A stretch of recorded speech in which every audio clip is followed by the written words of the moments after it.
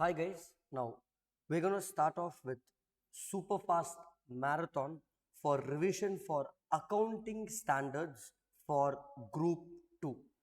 We're going to target how many of our concepts that we can revise in 3 hours, and in the end, the last 20 to 30 minutes, I'm also going to target and solve a few RTPs. A few RTPs is going to be solved in this session. So let's try to cover as many accounting standards as possible. We're going to be super fast over here. Okay. So first, I'll just go in the same order, and this is purely going to be exam oriented. So an accounting standard can have 100 plus concepts or 20 plus concepts, but I'm going to focus only on those concepts which have been tested multiple times in the past and very important for the exam. Okay. So let's start off quickly with each standard. AS4, we all know AS4 talks about events occurring after balance sheet date. Now, what are the events occurring after balance sheet date? What is this standard mainly talking about? This is the start of the year. This is the end of the year. It could be any year, financial year, calendar year, June to July. They will give any financial year. Let's take the end as financial year. And we all know that balance sheet will not be prepared immediately. It takes some time to prepare the financial statements and approve it. Who approves the financial statements? Board of directors approve it. For a company, for a partnership, partners approve it. Once the board of directors approve it, then audit will be done. We'll get audit report, and then later AGM will be held. We don't have to discuss about all of that. What happens after board of directors approve the financial statements is not our relevance in AS4. AS4 talks about this period, whatever I've shaded here in rainbow color, right? It is this period, events occurring after balance sheet date from the year ending till the date on which financial statements are approved by the competent authority, which is the board of directors. So in this period, if anything happens, can I go and rectify my financial statements in this period is the question. So sometimes in exam, they will tell a lot of things happen in this period, whatever is shaded in yellow. You don't have to worry about that period. Just tell AS4 is not applicable. The scope of AS4 is only this period, guys. Only this period from the year ending till the financial statements are approved. So if something happens here, should I adjust? Should I adjust in my financial statements? The answer is simple. We categorize these events into, everybody is aware, adjusting and non-adjusting. Non-adjusting is basically anything new that happens. What are the past exam questions that comes here? Company has invested in a new subsidiary after the year ending, for which negotiation started during the year. Some new event happened, some earthquake happened. These are all new events that basically what I have to do, just to give you an easy understanding, you do a time travel as if this happened on 31st March. See, even though this happened during this time period from year ending 31st March till board of directors approval, you imagine as if this happened on 31st March. So if this happened on 31st March, what would have you done? It would have been a completely new event, meaning as of 31st March, there is already a balance sheet, assets and liabilities. Is it something that is related to this asset and liability? So, related to my existing asset and liability, some event is happening. Then it's not a new event. Then it is basically an event which is giving an additional evidence. The key word is additional evidence. It's an event which is giving an additional evidence for something that already happened on balance sheet date. So something that already happened on balance sheet date, we're only getting an additional evidence now. So for example, in balance sheet date, we might already be having debtors for whom we sold in the year itself. Now the debtor became insolvent. The debtor is not able to pay. In balance sheet, we have cash. During the year, somebody stole the cash. Now we found out who stole, how much they have stolen. So these are all adjusting events. For example, factory must have been there in 31st March. Then this factory is being constructed. Now the construction is the final cost or some legal, or let's say liability, that contingent liability. There is some legal case against the company already taken place. We don't know how much we have to pay. But during this period, the legal case became confirmed. So we have to pay. So very simple, guys. something that already happened, it is reflecting in my balance sheet as assets and liabilities. Relating to that, now we are getting an additional evidence, something that already took place, now more information to change my balance sheet and liability. That's called an adjusting event. Completely new event, merger, lot of things will happen. These are non-adjusting events. So if it is adjusting event, you go and adjust the assets and liabilities. That's it. If it is non-adjusting event, you do not do anything. You just leave it, disclose next year. But however, non-adjusting events, we ignore it. We ignore. But however, if these non-adjusting events are material, what do you mean by material? Important, sir. Very important. Material transactions. Then in that case, you have to see, is it affecting my going concern? Why? If it's going to affect my going concern, you can't disclose next year, because the things what I'm saying ignore, you will account in the next year. But I don't have a next year itself, because going concern is affected. In that case, if it's affecting going concern, it becomes an adjusting event. So basically, non-adjusting event which is material affecting going concern becomes an adjusting event. They will tell earthquake came, 2 crores loss, factory destroyed. How can I disclose next year? Factory itself is not there. So non-adjusting material going concern affecting event becomes adjusting event. Non-adjusting events, sir. Material, sir. Earthquake, 20 crores loss, sorry, 20 lakhs loss, but not affecting going concern. My business will continue. Material but not affecting going concern. It is a non-adjusting event, but I will disclose in the board's report. Basically, board's report under 134 of Companies Act, director's report. In that, I will disclose. So, non-adjusting material affecting going concern becomes adjusting event. Non-adjusting material not affecting going concern becomes a non-adjusting event. But disclosure in board's report for the purpose of true and fair view. And lastly, sometimes they will ask proposed dividend. Dividend is declared after the year ending. New transaction, so it's a non-adjusting event. That's it you have to remember for exam. This is with respect to AS4. Let's quickly go to AS5. I'm going to run through each standard in this rapid speed, quick revision of concepts. Okay, AS5 basically talks about net profit for the period, it talks about prior period items, it talks about accounting policies, it talks about accounting estimates. That's it. Very simple. Let's come in reverse. What is accounting estimate? Provision for debtors, provision for tax, things that we are not certain. NRV is an estimate.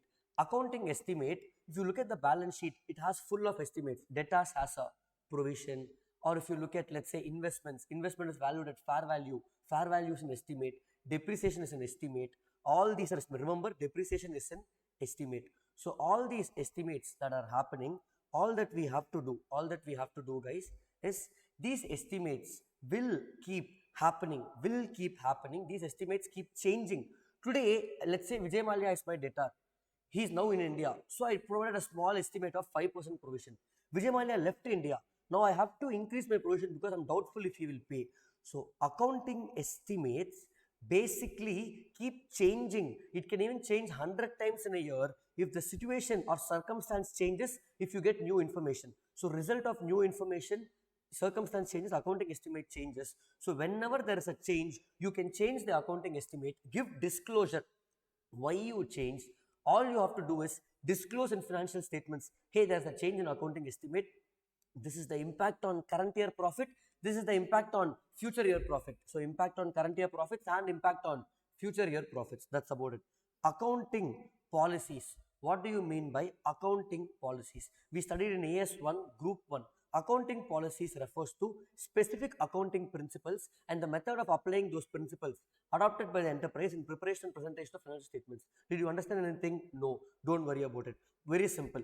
Inventory valuation is an accounting principle.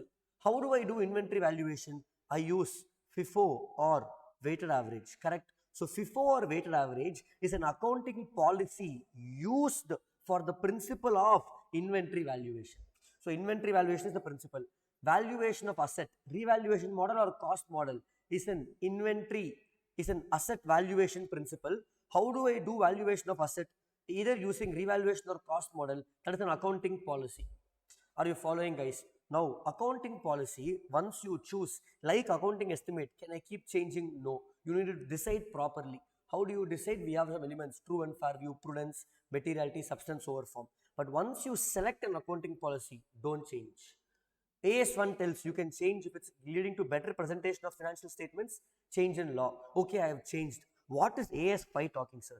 AS5 is saying if you change, what is the impact on profit this year? What is the impact on profit next year? For example, inventory valuation. FIFO inventory is, for example, valued at 20,000, weighted average value is 35,000. Because my closing stock has now changed from 20 to 35,000, my net profit and gross profit will increase by 15,000 this year. What will be the impact in next year? That's it. That is the inventory valuation, accounting policy impact. That's it. Prior period items, very, very important for your November 23 exam. Expect in the exam. Prior period items is basically, in the past I have done a mistake. Remember guys, in life everybody does mistakes. So if you do mistake, give me a chance to rectify it. In 1990, in 1890, doesn't matter.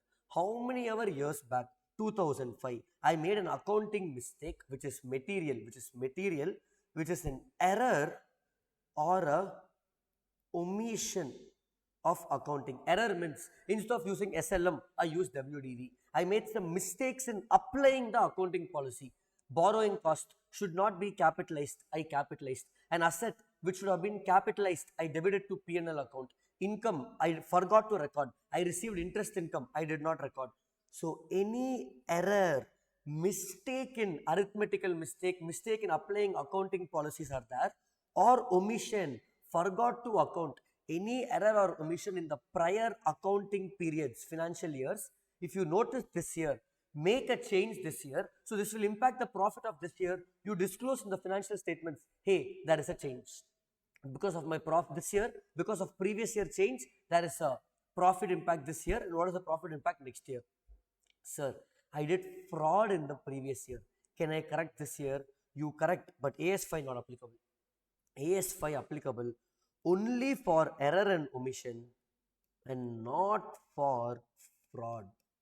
That means anything done intentionally, AS5 is not applicable. Next guys, net profit for the period comes from ordinary activities or it comes from extraordinary activities. Let me give simple examples. Elon Musk in Twitter firing half the employees, ordinary or extraordinary activity. Let's say I'm woodpecker furniture shop. When I make furniture, I'll be left with some sawdust, waste furniture that I'm selling. I'm a newspaper company, extra paper I'm selling. Are all these ordinary activities? Yes, Elon Musk firing, woodpecker selling the sawdust, or me selling some waste in the business. Everything is ordinary activities. They are saying ordinary activities are those activities that arise from business or which is incidental from business or incidental from business happening in the ordinary course of business. Arise or incidental or also for the purpose of furtherance of business. Look at the wordings they use in the definition. We are not going to definition. Any activity that arises from business or is incidental from business or furtherance of business. I have a material for accounting standards. I am not showing you material because you have material. I don't want to go to a material and you will read the material in 3 hours. You're just revising and brushing up concepts. Concepts are same wherever you learn. Okay. So anything which arises from business or accidentally happens from business or incidentally happens in the business or for furtherance of business becomes ordinary activities. For example, Elon Musk firing employees is necessary to continue further the business forward, correct? So all those becomes ordinary activities. Extraordinary activities are very limited. If they use the words like earthquake, extraordinary is very extraordinary. Earthquake or attaching property of a person or refund of government grant. Only these 3 guys. Consider only these 3 for exam for extraordinary: earthquake, attachment of property or refund of government grant. Everything else is ordinary. But between ordinary and extraordinary activities, some things which you feel, how sir it can be ordinary, like sale of fixed assets, any fire or asset or liability revalued, because we don't do this every year. Fixed asset is not sold every year. Fire doesn't come every year. Asset inventory, revaluation to its NRV, writing off of asset or writing off of asset, all these don't happen every year. Or any litigation loss, litigation case loss, these are all exceptional items. So in exam, they'll ask you to classify as ordinary, exceptional, extraordinary. Extraordinary, predominantly it will be only these three: earthquake, attaching property, and refund of government grant. Exceptional, there's a small list. These are exceptional activities. Rest everything will be ordinary activities. And any other item which is of importance, sometimes they'll give an exam. I got loss from fire, 4 lakhs. I sold fixed asset, got profit of 6 lakhs. Can I set off both and show net profit of 2 lakhs? No. Both are material transactions. So show sale of fixed asset separately, loss from fire separately, both in the P&L for purpose of disclosure. That's it. This is about AS5. Now let's go to AS7. I'm hoping the speed is fine. Quickly drop in the comments if you're understanding on YouTube. Let's proceed, guys. Okay. Just one moment.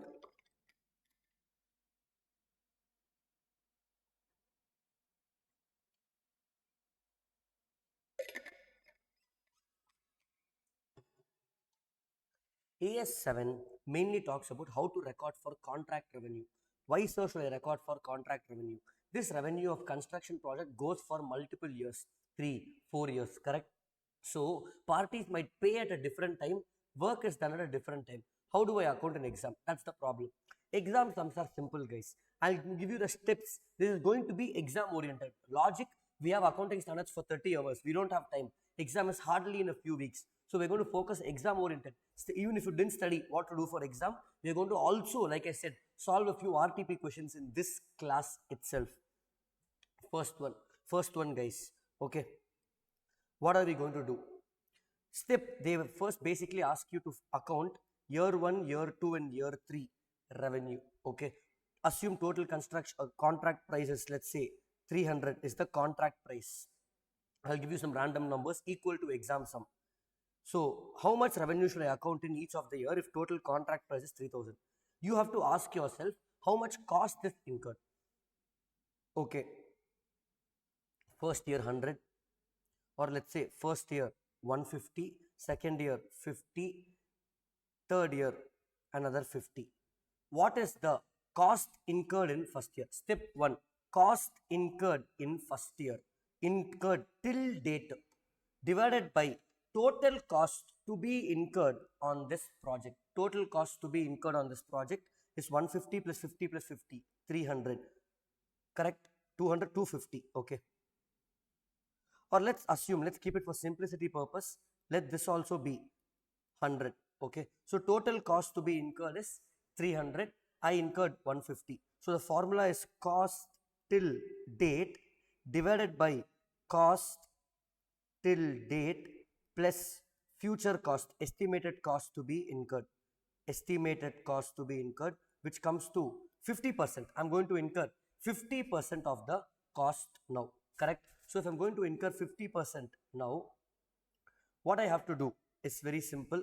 In this case, 50% will be recorded. So if I prepare my year 1 financials, 300 is the contract price into 50%. You are going to find something called percentage of completion. So apply 50% here, 150. What is the cost till date? 150. Therefore, net profit or loss for the year is 0. Simple, guys. Step 1, find cost till date. Step 2, find future cost to be incurred. Step 3, divide cost till date divided by cost till date plus estimated total cost. You find a percentage, cumulative basis. This percentage is what to say, percentage of completion. This is called cost to cost method, percentage of completion. Step 4, apply this percentage on the contract price. Apply on contract price. Once we apply on contract price, you will find revenue for this year. We will find revenue for this year. You account here cost till date over here. We will find net profit. Now, additional step. For example, if after applying all this, the contract revenue to be recorded as 200, but the cost till date is 250. That means this year I have a loss of 50. Whenever you have a loss after applying all the above steps, you have to do a simple thing. Total contract revenue minus total contract price. Total contract revenue, maybe it's 400. Total contract price, maybe it's 520. That means you will basically have a total loss in this project of 120. I'm just giving random numbers. So in 120, you have already accounted loss of 50. Remember, whenever there is going to be a loss current year in the construction project or any year, prudence concept, estimate what could be the loss in the future years. Estimate what could be the loss in future years. Here the loss in future years is already lost is 120 minus 50. So 70 is going to be future year loss. Account that also. Recognize full loss in the current year. So let me repeat for construction contract, very simple. Step 1, find cost till date. Step 2, find total cost to be incurred. Step 3, cost till date divided by total cost and current cost. Find percentage of completion. Apply this percentage on contract revenue. You will find a percentage. Apply that to find current year revenue, which will be accounted current year cost. If it's a profit or no profit, leave it. But if it's a loss, even find the foreseeable loss that is going to be incurred in the future by minusing total contract revenue minus total contract price. You will find a total loss, out of which already current year some loss accounted, so balance has to be accounted. That's it. This is what you will get exam sums. We are going to do today. Wait for the RTP, there will be a similar sum like this. Okay, fine. I'm going extremely fast, guys. Normally in this time AS4 introduction would have been done. We're just revising all the key concepts for exam. Next, going to AS9. AS9, 3 hours. How many concepts in AS can you revise quickly and do one RTP is going to be super effective. AS9 basically talks about two things. What is revenue? How to account for it. That's it. It talks about two things. What is revenue and how to account for it. Revenue is defined as gross inflow of money. Revenue defined as gross inflow of receivables, cash or other consideration. Gross inflow of receivables, cash or other consideration. What do you mean by gross inflow of receivables, cash or other consideration? Credit sales, cash sales or other consideration means revenue also includes barter system. It also includes barter system. Revenue from where? If I take a loan, is it revenue? No. Revenue from receivables, credit sale, cash sales or barter system, from sale of goods or rendering of services, or they say use by others of enterprise resources yielding interest, dividend, royalty. That's it. Exam oriented. Basically the standard talks about how to account for revenue, credit revenue, cash revenue or barter system revenue from sale of goods, rendering of services or used by others. I'm going to get interest, dividend or royalty. And it also includes for some special transactions like consignment, sale or return basis, agency business. That's it. This is the point of revenue in exam. We're going to see quickly for each thing how to account for revenue. Whether it's credit sale, cash sales or barter, doesn't matter. But situation, let's see situation. First, in case of sale of goods, before even going to all of this, there are two primary conditions which are important. Sometimes they test on this. I'll give an example. I'll give an RTP example also. They say no uncertainty in amount, no uncertainty. You know that. Repeat loudly in the house, guys. Repeat loudly. Don't look at my face. No uncertainty in ultimate collection. If you're watching, watch till the end. 3 hours, look how much you can revise. No uncertainty in amount, no uncertainty in ultimate collection. Sir, exam question, what will come, sir? RTP, 2 years back RTP, what they asked in an RTP question, and in exam also it came. I made a credit sale to my debtors. He should pay within 3 months, but he has not paid for 6 months. Amount is 10,000. I want to charge 2% interest for the delay of 3 months. He's supposed to pay in 3 months, he's paying in 6 months. So 3 months delay, correct? There's a 3 months delay. Can I record this revenue? Answer is no. Why? Because debtor money, this 10,000 itself, if he's paying, it's doubtful. How will he pay interest? No uncertainty in amount. Amount is certain. For 3 months, I can compute the interest. But will he pay? No uncertainty in ultimate collection. Why will he pay? So, before you account for revenue, imagine you go to a shop. You will tell him, I will come tomorrow and buy. You left. Can I account for revenue? No, because amount may be certain, but there is no uncertainty. There is uncertainty in ultimate collection. So only if both are clear, Amount is certain, definitely you will pay. No uncertainty in ultimate collection. Then I will account for revenue. Now, when to account for this revenue? Coming back to that point, sale of goods. In simple, the keywords, what to write in exam in theory to get marks? Transfer of risk and rewards. Transfer of risk and rewards, guys. If risk and rewards are transferred from Foundation Sale of Goods Act, basically he's saying reward is property in the goods. Property is nothing but ownership. Risk follows ownership. So whenever ownership is transferred, you have to account for revenue. Sometimes they'll give question. Seller sold the goods, but buyer requested the seller to keep the goods with seller itself. How many times have you seen this question? Seller sold the goods, but the buyer will ask the seller, you please keep the good with yourself. So I kept the good with myself. Now good got damaged or good got destroyed. Who should bear the loss? Buyer. Or can the seller account for revenue? See, seller made the sale, but buyer requested the seller to keep the good with the seller itself. Because buyer requested, even after sale, seller is keeping only possession of goods. Ownership is transferred, risk and rewards are transferred, so I will account. This is a common question in exam. So the 3 key points you should write is, goods are in seller's position at the request of the buyer, but sale is already done, ownership is transferred. So sale of goods, exam, what remember when risk and rewards are transferred. Okay, sir. Next is, what about service, sir? How do I account for service? Look at this. Some services like school or internet or mobile telecom goes prepaid, you pay for 1 year.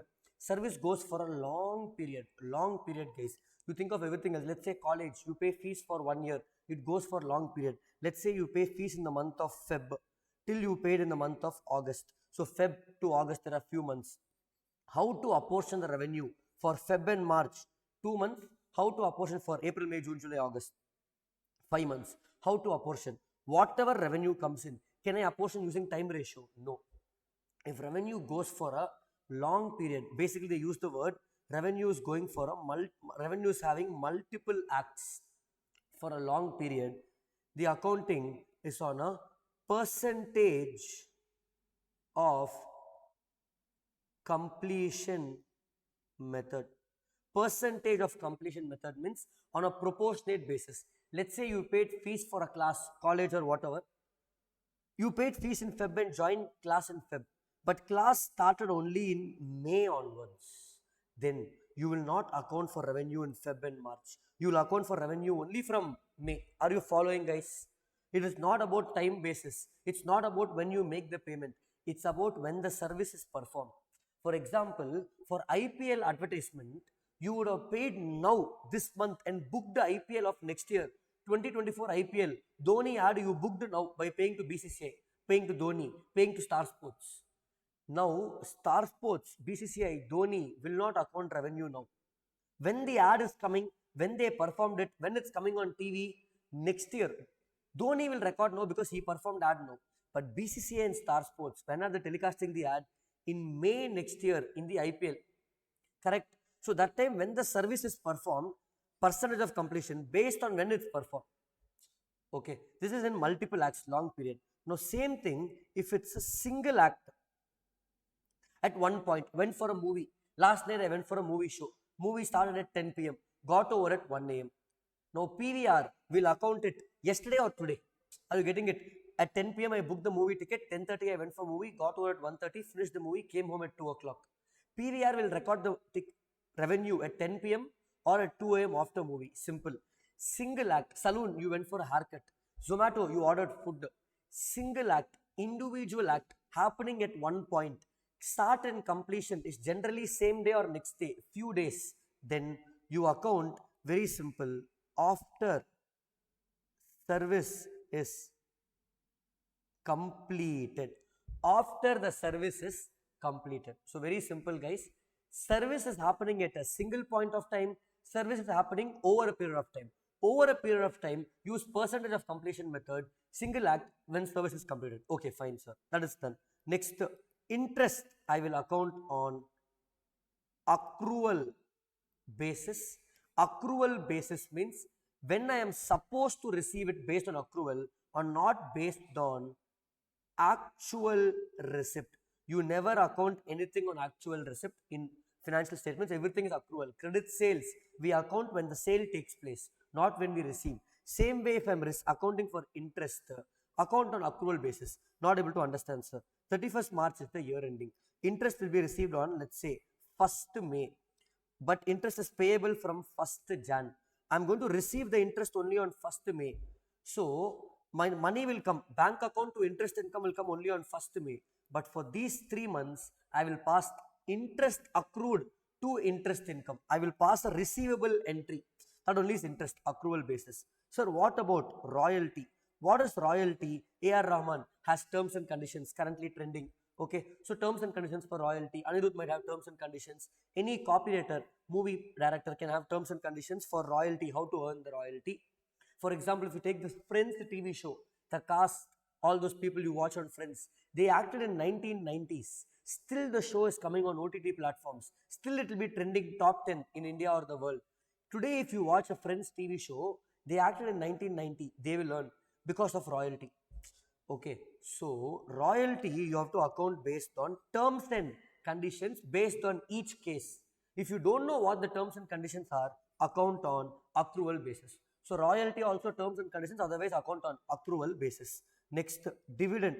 How to account if I receive dividend, sir? You don't have to account anything on cash basis. You know, financial statements are prepared on accrual basis. So dividend will be accounted again based on right to receive. I'm giving you all the keywords, guys, based on right to receive basis. Right to receive basis means whenever the dividend is declared. Because in 123 of Companies Act you have studied, once dividend is declared, it has to be paid within 30 days. Has to be paid within what, guys? 30 days. So once dividend is declared, once right to receive is established, you will account for it. Once right to receive is declared, once right to receive is established, we will account for the same. I am hoping this is clear. Understood, guys? Okay, super, super, super. Next, go to next one, guys. So dividend is done, interest is done. Let's summarize. Sale of goods when risk and rewards are transferred. So services, remember, recall, don't look at the board. In exam, you're not going to have a book. Recall, guys, recall. Services, multiple acts, single act, multiple acts, percentage of completion basis. Single act when service is completed. Interest, accrual basis. Royalty, terms and conditions, accrual basis. Dividend, right to receive. Last one, agency,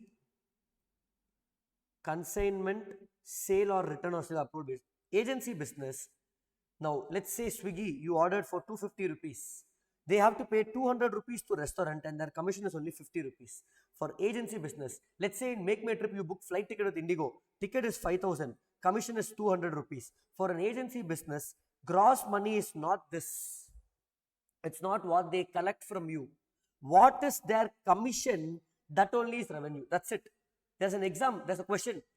For agency business, the revenue is commission only. That's all for exam.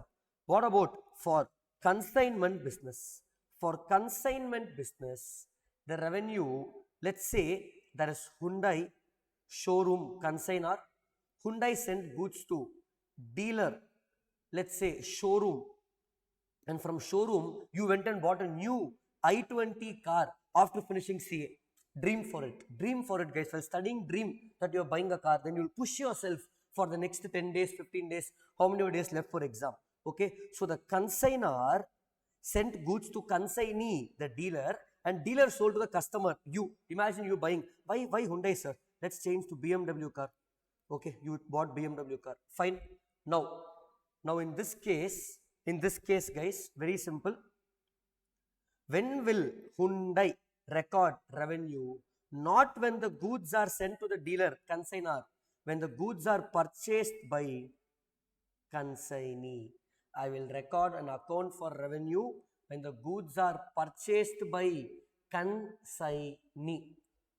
When accounted by consignee, when consignee gets the goods, I will account for it. Are you following, guys? Are you following? So when the goods are finally sold to consignee, no. How can you say you are following? You should have immediately striked in your mind now. Sir, you told wrong statement. I intentionally told it wrong. You just cannot listen without having attention in the class. Come on, guys. I'll repeat. When consignor sends goods to consignee, we don't account for revenue. Only when the consignee sends to the third party, customer buys it, only then revenue is recognized in consignment. Last one with this AS9 comes to an end. Sale or return basis. Sale or return basis. In sale or return basis, goods are sent to somebody for them to inspect, take a week or month time or 2 months, and then tell if they want to buy or not. Imagine sometimes we buy shirts or clothes come to our house. One big bag of 20 shirts will come. I will select 5 and send the balance. So in simple, in sale or return basis, when the customer to whom the goods are sent accepts the goods, you will account for revenue. If he rejects, you will not account for revenue, you will reverse the sale entry. You will reverse the sale entry. Accounting you study in foundation itself. Simple. Here they won't ask accounting. Is it revenue or not revenue? If customer accepts, yes, revenue. Rejects, not a revenue. Next, imagine you send goods to customer. I send shirts to customer. I told him to reply within 7 days. Reply within 7 days. If he accepts within 7 days, revenue. Rejects within 7 days, no revenue. 8 days over, sir.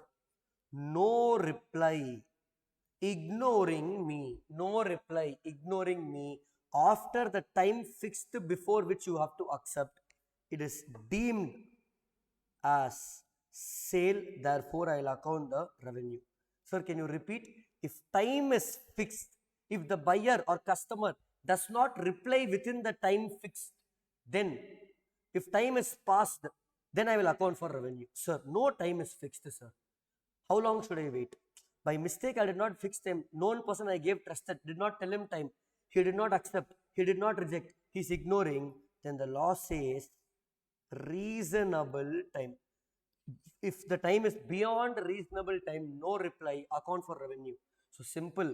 When to account for revenue on sale or return basis? When the customer accepts the goods, account for revenue. If he rejects, no revenue. Time is fixed. He accepts within time, account for revenue. Time is over. He did not reply, then don't account for revenue. No time fixed. Wait for reasonable time, reasonable period. After reasonable period also no reply. Account for revenue. Within reasonable period or within time fixed he rejects. Don't account for revenue. Able to follow, guys? That's it. This is the end of AS9. So we quickly revised AS4, 5, 7, 9. In 7, remember guys, there is one more concept called segmentation of contracts and combination of contracts. What is this, sir? Very simple. If you apply for multiple projects with government for construction, let's say flyovers, can I merge all the projects into one and account as one contract? Segmentation? No, it's called combination. Multiple projects, if can I call them under one contract? It's called combination of contracts. No, treat each project separately. It's called segmentation of contracts.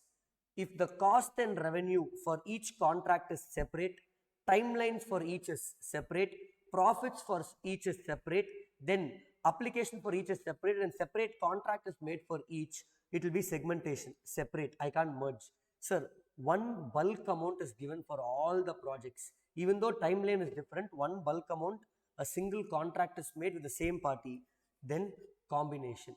And also one more important thing, the government, if it has the ability to accept a few and reject a few of the projects, it's segmentation. If government can only accept all or reject all, then it is combination, because they don't have the option or power to split the contracts itself. Following, guys. And sometimes in contract cost, you'll also see if the revenue increases or cost increases, it's called escalation clause. Then you will also correspondingly increase the percentage of estimated cost to be incurred. Able to follow, guys? This is AS 4, 5, 7, 9. Next we are going to go to 9 is over. No 10, 11, 12, 13, 14 for us. We're going to go see 17 and 18, then 19, 20. Till the end, we will revise all the standards and let's go and see last 2 RTPs to the extent possible. Okay.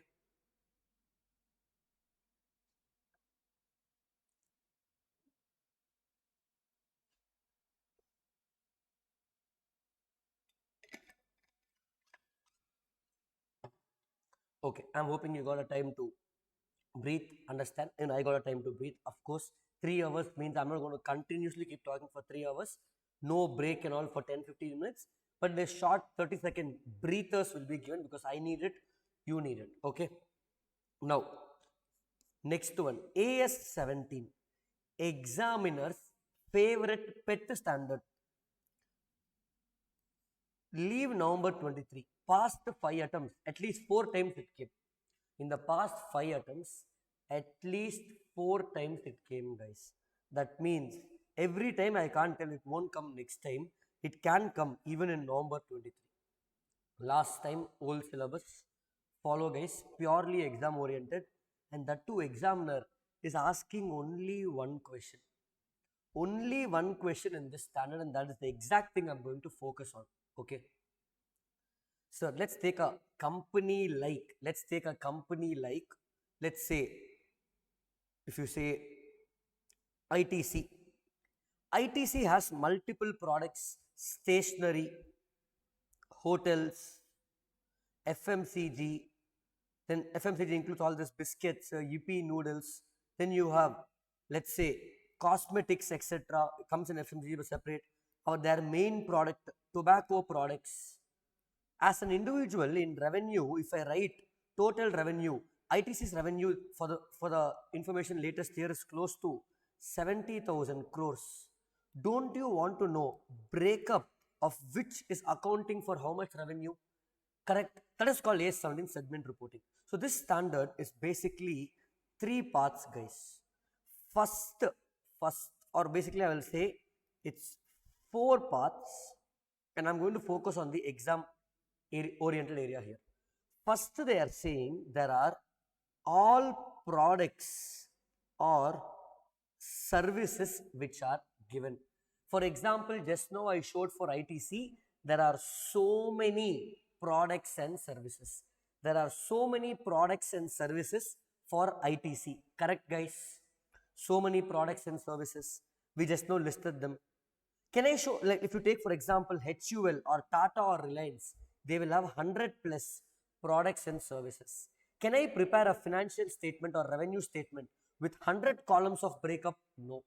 We know a concept of relevance. So from all the products, I have to classify them into segments. I have to classify them into segments. That means in ITC, all this biscuit, eatables, yippee noodles, chips, bingo, all this will come under food. Shampoo, Fiamma Devil, soap that they have, all this will come under cosmetic products. Notebook, pen, pencil, sharpener, rule notebook, unrule will come under stationery. So the first thing is, it's part of a syllabus classifying all products into segments. Let's say there are 100 products. Now I have classified into 7 segments. Now, for this there is a definition. How to classify? Classify on geographical basis, country wise or business basis, based on nature of goods, products and services. Based on products and services, I can classify nature of products and services. Based on the risk, method of production, method of distribution, I can classify the products and services. We have a definition. Either business segment or geographical segment. That's a definition. Then these segments, again I don't have to show all the segments, because 7 segments means 7 columns. So from these segments, I will classify something as reportable segments. So out of these 7 segments, I might report only 3 segments. Guys. We don't have to show all 7, and this is what examiner likes. How this 7 becomes 3? They have to pass some test, like how you have exam. These 7 segments will go through test. They have 5 tests, guys. That's what I'm going to focus on in this video. Okay, there are 5 tests. These 7 segments will go through 5 tests, and then it will become 3 segments. Then these final 3 segments will be reported. Standard comes to an end. This is the whole view of the standard. First, identify total number of products. Classify products into segments based on similarity of products, geographical segment, business segment. Then these segments will be classified into reportable segments, which goes through 5 tests. That's what we're going to discuss. And these tests will be reported. How I will report? Very simple. I will write particulars, segment 1, segment 2, segment 3 in our case, others are the other segments, and then I will write total. Here I will write segment revenue, segment results, no expense, then segment assets, segment liabilities, and lastly others I will write two things: addition to fixed asset, depreciation of each segment. Or in other words, we will write non-cash expense. That's it. This is the final format. They have never tested, so I'm just hardly spending a few minutes. The format will be like this: particulars followed by segments that I'm going to report. Then I will write others column, and then I will write total column. Following, guys, in this segment revenue, what are the breakups for each segment? I will show segment revenue, I will show segment result, I will show segment assets, also segment liabilities. Then under others, I will show addition to fixed asset and increase, any non-cash expense to find cash flow. Addition to fixed asset, why we are showing? To see which segment more investment is made. Fine. Sir, I want to focus on exam. I gave you overview of standard 5 tests. That is the most important thing. That's why I am going to focus now on these 5 tests. Okay. I will classify these 5 tests just for our purpose of easy understanding as 10% test and other tests. 10% tests are classified into 3, guys. Classified into 3. We are going to do a sum in RTP also today. I am going to do segment asset test, segment revenue test, segment results test. AS17, if you are skipping for exam, at least read these 5 tests. Only this is tested in the last 5 attempts. I'm not joking. Go check the papers. Others, we have something called discretionary test and 75% test. This is what I'm going to brief for the next 5 to 10 minutes. Okay. Segment asset test is very simple, guys. Like you can guess, divide segment asset divided by total asset of the company. If I take ITC, stationery department, stationery segment, total assets of stationery divided by total assets of the firm or of the company, is it at least 10%? That's why it's called 10% test. Then that segment will be reported. For example, if segment 1, segment 2, segment 3 are there totally, if the assets is 50, 50, 20, okay, or let's say 50, 50 and 5. The total of segment assets comes to 105. In that, what is 10%? 10.5. Any segment crossing 10.5 will be reported. Segment 3, since it's not crossing 10.5, we will not report, equal to or more. So segment asset test is segment asset by total asset. Segment revenue also is simple, guys. Like you can predict, it's going to be segment revenue divided by total revenue. Same formula, assuming the same numbers, 50, 55 is revenue. My revenue of each segment should be at least 10% of the total company, then I can report it. Are you following, guys? Okay. What are the key things to note here? In the segment revenue test, remember to include internal plus external. Sir, numerator or denominator? If you include something in numerator, you have to include in denominator, both. So segment revenue test is segment revenue divided by total revenue should be at least 10%. Which revenue? Internal plus external. Sir, what about segment assets? Total assets. Will I consider all assets? Answer is a big no, guys.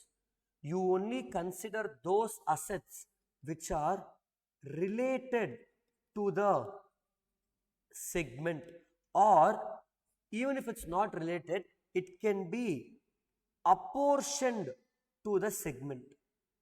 For example, few items like advance tax, deferred tax asset, these things should be eliminated. For example, in the same sum, if deferred tax is 10, then from the denominator in the sum, from denominator 105 you reduce 10, because out of the total assets 10 is deferred tax, and from numerator also From each segment, you remove deferred tax. For example, in segment 1, if deferred tax out of 50 is 5, you reduce 50 minus 5 and do 45.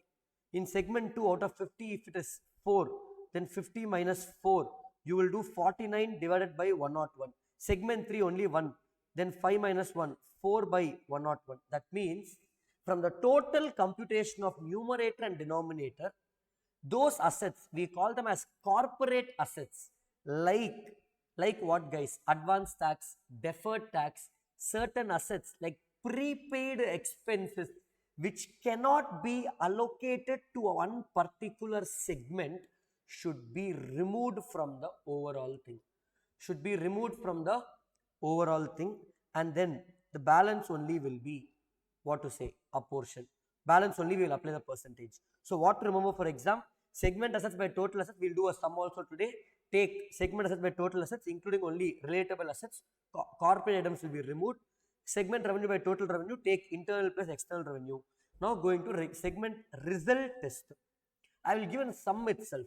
Let's say we have segment 1, segment 2, segment 3, segment 4, segment 5. Segment 1's revenue is 300 profit. Segment 2 is 400 profit. Segment 3 is 500 loss. Segment 4 is 30 profit. Segment 5 is 50 loss. Or let's say 20 loss. How to do it? Steps. There is a logic, but we don't have time for the logic. It's a beautiful logic. We'll discuss after the exams. Then I'm going to ask logic in exam. What I need in exam? Step 1. Compute total profit only. Only profit. 300 plus 400 plus 300. 730. Total profit only. 300 plus 400 plus 30. Total loss. 500 plus 20. 520. Don't write bracket not. I want mod. Number alone. Absolute number. Between total profit and total loss, individually, only loss and profit, which is higher, total profit is higher. So this becomes my base. Apply 10% on the total of profit. Apply it, sir. How much I'm getting? 73. I'm getting 73 as the total profit, 10% of 730. Therefore, any segment that crosses 73 will be reported. 300 crosses 73, yes, reported. 400 crosses 73, yes, reported. 500, sir, it's negative. Ignore the negative sign. 500 crosses 73, yes, reported. 30 doesn't cross 73, no, don't report. 20 doesn't cross 73, no, don't report. So my reportable segments as per result test will be segment 1, 2, 3. I hope you have understood the steps and application of steps equal to an exam sum. So we are done with our 10% test. Done with 10% test. Others. What is discretionary test? What do you mean by discretionary test? Optionally, they have never tested this, but if it comes, optionally, the company can choose on its own. The company can choose on its own to record or disclose any segment which is failing. It has failed all the other tests. It has failed all the other tests, but optionally I can still disclose this. Are you following, guys? If I want, I can disclose. Are you understanding, guys? Optionally, I can disclose this for the purpose of my own choice. Management decides this segment is not going to pass any test, but we want separate disclosure because of nature of business. Apollo Hospital getting into some, let's say, IT work, IT companies, even though it's small, disclose separately. Last one, 75% test. My gut feeling is either they will test the 75% test this time in November 23, or they might test something I'm going to teach, a beautiful concept called comparables might be tested. That's my gut feeling, guys. Comparables or 75% test. 75% test says you apply all the other tests. Finished applying. Okay. What is the total revenue? Write down. What is the total revenue of reportable segments? Sir, I'm not understanding. Out of 7 segments, we reported 3. I showed you 7 segments, we reported 3. Or out of 20 segments, I reported 5 segments. total revenue of reportable segments. So I'm comparing total revenue of reportable segments and total revenue, but this is going to be only external revenue. It's going to be only external revenue.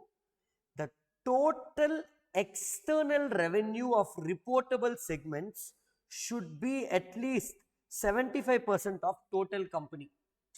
Are you following, guys? If the total revenue of the entire company is 500, okay, the total revenue of reportable segments, let's say totally company has 7 segments, all 7 segments, total company put together revenue is 500 external. Only 3 segments are reported, S1, S2 and S3. For S1, S2, S3, the total revenue of reportable segments comes to 250.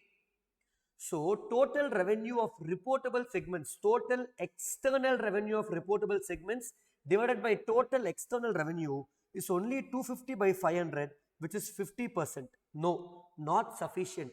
This percentage should be at least 75%. So I will have to keep adding segments. I added S1, S2, S3, maybe add S4, maybe add S5, my choice. Keep adding more segments in the numerator such that the percentage of external revenue reported out of total revenue is at least 75%. This is called 75% test. So we are done with all the 5 tests, guys. Done with all the 5 tests important for exam. Asset test is basically segment asset divided by total asset. We consider only relatable assets. Then segment revenue test is revenue by total revenue. We take only internal and external both. Result test simple. Find total profit, total loss, whichever higher, apply 10%. Any segment crossing the 10% will be reported equal to a 10%.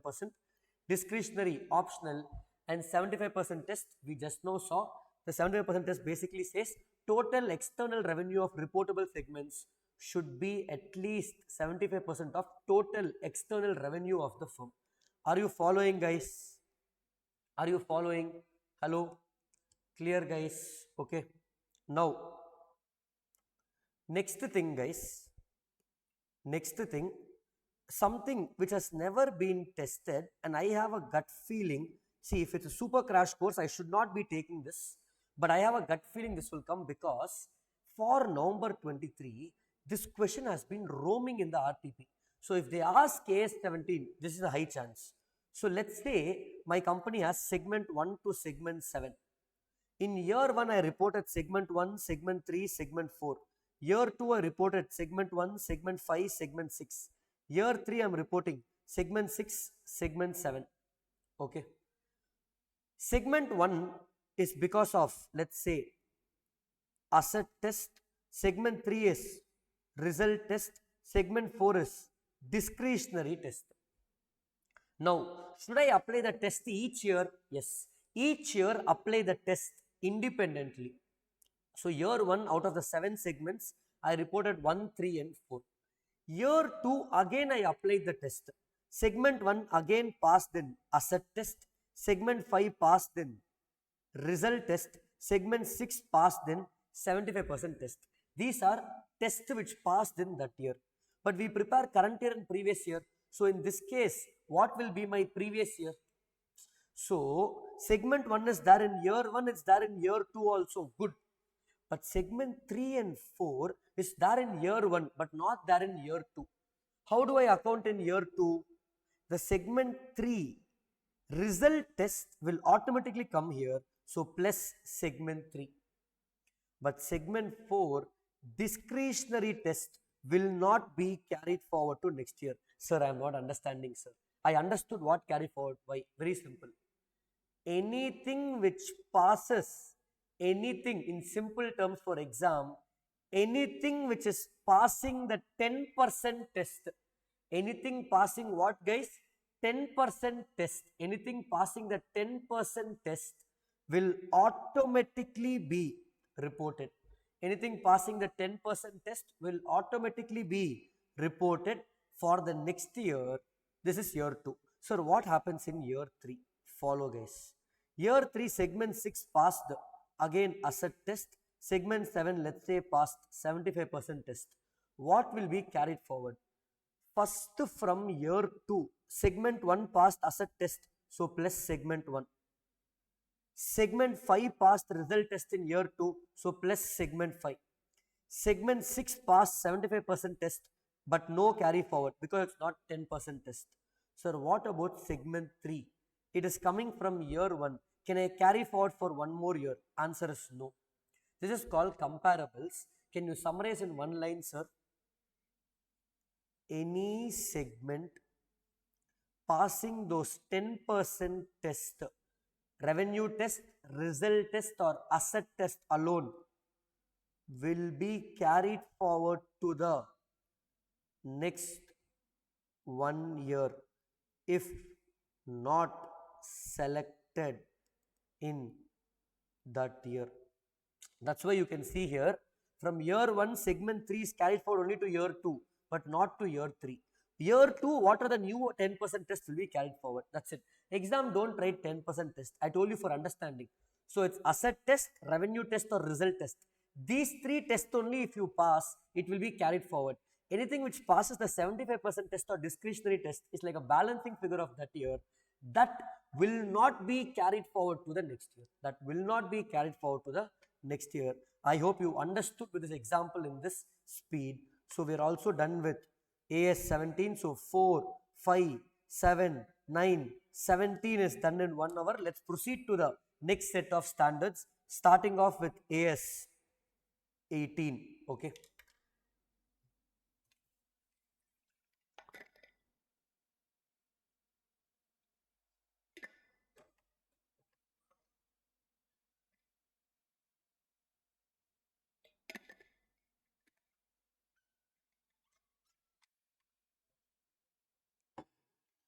AS 18 basically talks about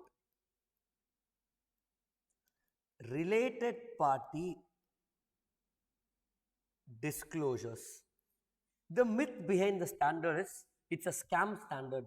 People are trying to do related party transactions. No.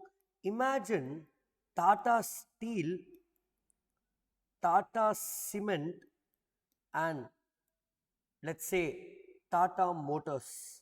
Now, Tata Motors is launching a lot of electric vehicles. So, they're building a new factory for construction of electric vehicles. For the purpose of steel and cement, will Tata Motors buy from somebody else or will they buy from Tata Steel and Cement? Of course, they will buy from Tata Steel and Cement. Yes. Yes or no, guys? Therefore, the question is, these are related party transactions. Will it be at market price? No. You remember the cost sheet? Cost sheet has direct expense plus indirect expense. We have admin overhead, production overhead, selling overhead. Selling overhead includes marketing expense. Adding all this only we find cost per unit. Now, within the group of Tata, do I need selling expense? Fiamma Devils, ITC, will sell shampoo and soap to ITC hotels. They will not incur marketing expense for selling within the group. So they will of course sell at lower price. Cost per unit will drop. So related party transactions can be at any price.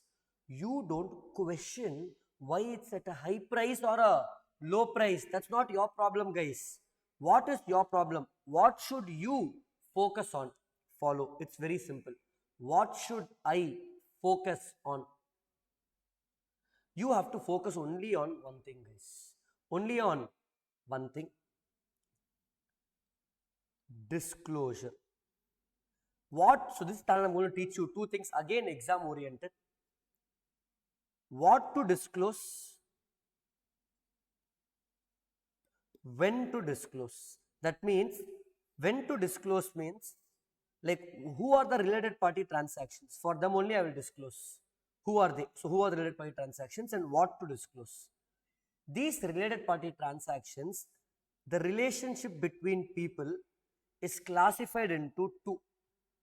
Related parties where there is a control, related parties where there is a significant influence. Related parties where there is control, related parties where there is significant influence. Are you able to follow, guys? Control and significant influence. Control is the same definition, similar as Companies Act. Controls more than half of the total voting power, or controls the composition of board of directors, or controls the entity through an agreement or a statute. Fine.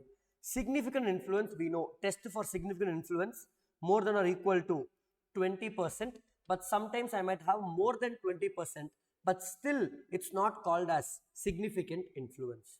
Are you following, guys? So usually 20% or more, but sometimes less than 20%. I have only 7%. But if you can prove that you have the ability to influence the or get into the operations and financing decisions of the company, ability to influence, or you're responsible for the operating and financing decisions, then you have significant influence. Fine. What, sir? What should I disclose? So control and significant influence. If somebody is controlling me, disclose the same. For example, holding and subsidiary. Holding has 70% in subsidiary. Then I have to disclose that holding has 70% in subsidiary. Are you following, guys? Okay. Even if there are no transactions, sir, for the whole year, between holding and subsidiary, the number of transactions are 0. The number of transactions are 0, guys. Then I can disclose. The number of transactions between holding and subsidiary is 0. Then we can disclose. Are you following, guys? Okay, if the number of transactions are 0, also I should disclose. Even if there are some transactions, I have to disclose. So let me repeat, guys. In control, if one entity is controlling the other entity, you have to disclose whether there are transactions or not. Disclose the fact that somebody is controlling. If there are transactions, disclose what transaction, how much is the transaction, when it took place, how much is paid, how much is receivable, what is the percentage, all of that, percentage of this transaction. So, related party transaction of control, I will disclose irrespective of if there is a amount or no amount involved, irrespective of transaction happened or not. If there is control, I will disclose. Significant influence, on the other hand, disclose only when there is a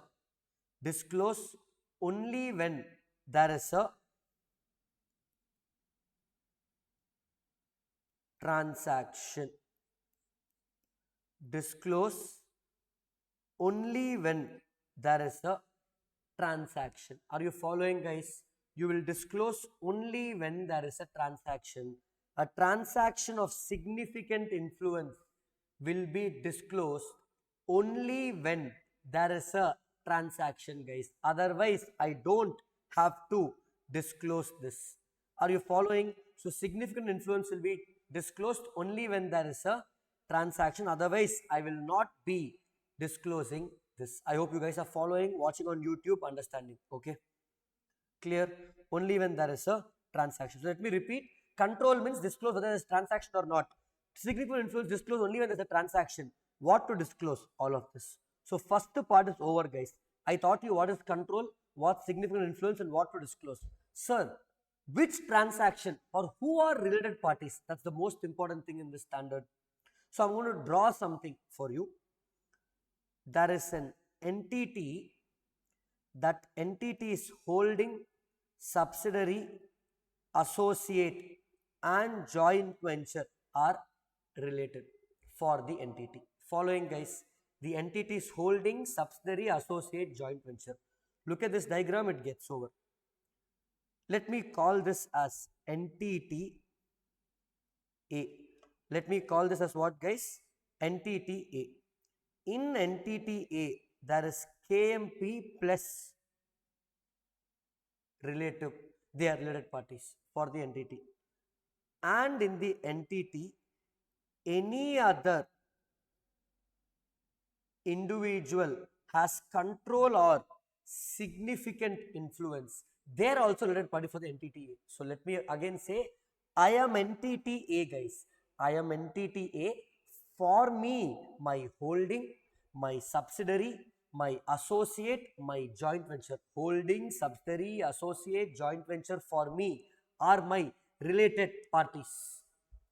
Next, any KMP and relative of the entity is also related party. Now, important over here in this standard alone, KMP, don't think KMP is as KMP as defined in Companies Act. No, it can even be a watchman. I'm not joking. If it meets the definition of KMP, the definition can be an auto driver, it can be even a lower level employee, it can be anybody. The board of director, top management may not be a KMP. Are you following? I'm not trying to put any individual person down. I'm trying to say anybody can be a KMP if they follow a definition. What's the definition? KMP is a person, very, very important, guys, who has authority and responsibility of managing the affairs of the enterprise. Managing the operating decisions, financial decisions, operating enterprise, he has both. It's a single one-line definition. Read that. KMP is somebody as per A stated who has both authority and responsibility of planning and managing the affairs of the enterprise. That's it in simple words. Okay. So for an entity, my KMP and relative is related party to the entity. For an entity, any other individual, some random individual has control over me, has significant influence over me, then we are related parties. Sir, okay. Anything else? Yes.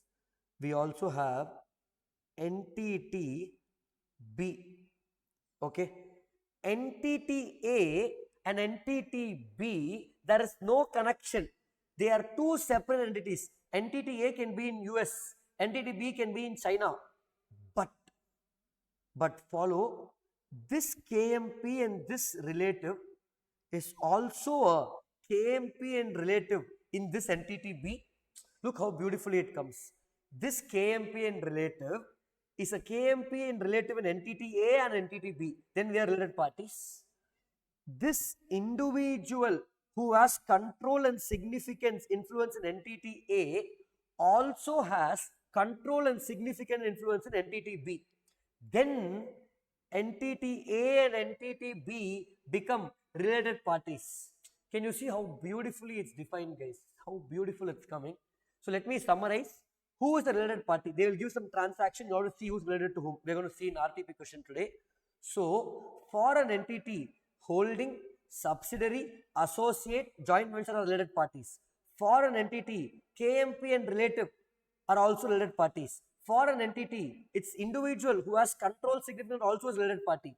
For an entity, in some other entity B, this KMP and relative is also KMP relative over here, or this individual has control significance in entity B, then A and B are relatives. This is relative for a company. Sir, what about individuals, sir? You said KMP plus relative. Who is the relative for an individual? Simple. It's not father, brother, mother, no. They are saying, basically, it's a very nice definition. As per AS 18 related party definition, Mukesh Ambani and Anil Ambani are not related parties because they don't talk. So they are saying, for an individual, very simple. Parents, father, mother, brother, sister, or fiance, husband, wife or husband, based on the gender, wife or husband, and the kids, son or daughter. That's it. That's it. They are saying it's the close family, guys. One step above, father, mother, parents. One below, kids, son, daughter, brother, sister, fiance, spouse. That's it. Only close people. Sir, I have 10 kids. So what?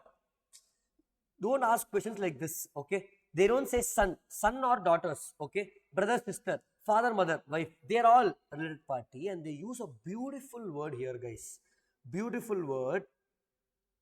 All these people who may be influenced or will influence me. So if I am the individual, I can influence my father, or father can influence my decisions. The father and son are not talking, not related. Individual, are you influencing brother, or brother is influencing you? Yes, then relative. No sir, brother and me are having fight, we are not talking, not relative. Are you following, guys? This is next. And lastly, end of the standard. So we have learned what to disclose. Control means disclose whatever happens, whether it's transaction or not. Significant influence, disclose only when there's transaction. Then I showed definition of entity and who are all the related parties. Then we saw who are the relatives for an individual. And last part, we are going to see who is not a related party, or there's also one more question over here. AS 18 not applicable in these cases. Basically, it is exempt, guys. This is a common question. Many times they have asked in exam. When exam they have asked many times. For November 23, you can mark AS 18 as important because they haven't tested for a while. They have not tested for a long time. When AS 18 is not applicable, simple. AS 18 is not applicable just because there is a common director in two companies. If there is a common director in two companies, in company X Limited and company Y Limited, director is, let's say, Mr. A is a director in both companies. Just because I am a director in both companies does not mean X and Y are related parties. You should either be a KMP in both the companies, or you should be KMP in one company, have control or significant influence in other company. Are you following, guys? That's about it. So common director in both companies not counted. In case of consolidation advance accounts, you do intercompany adjustments. We do intercompany adjustments, correct? Holding subsidiary, bills receivable, bills payable, set off. Why am I not disclosing, sir? You are doing set off. There, consolidation AS 21 is overruling AS 18 and telling, hey, in consolidation, intra-group transactions need not be disclosed. I will set off. Fine. Next, where the disclosure is exempt by law.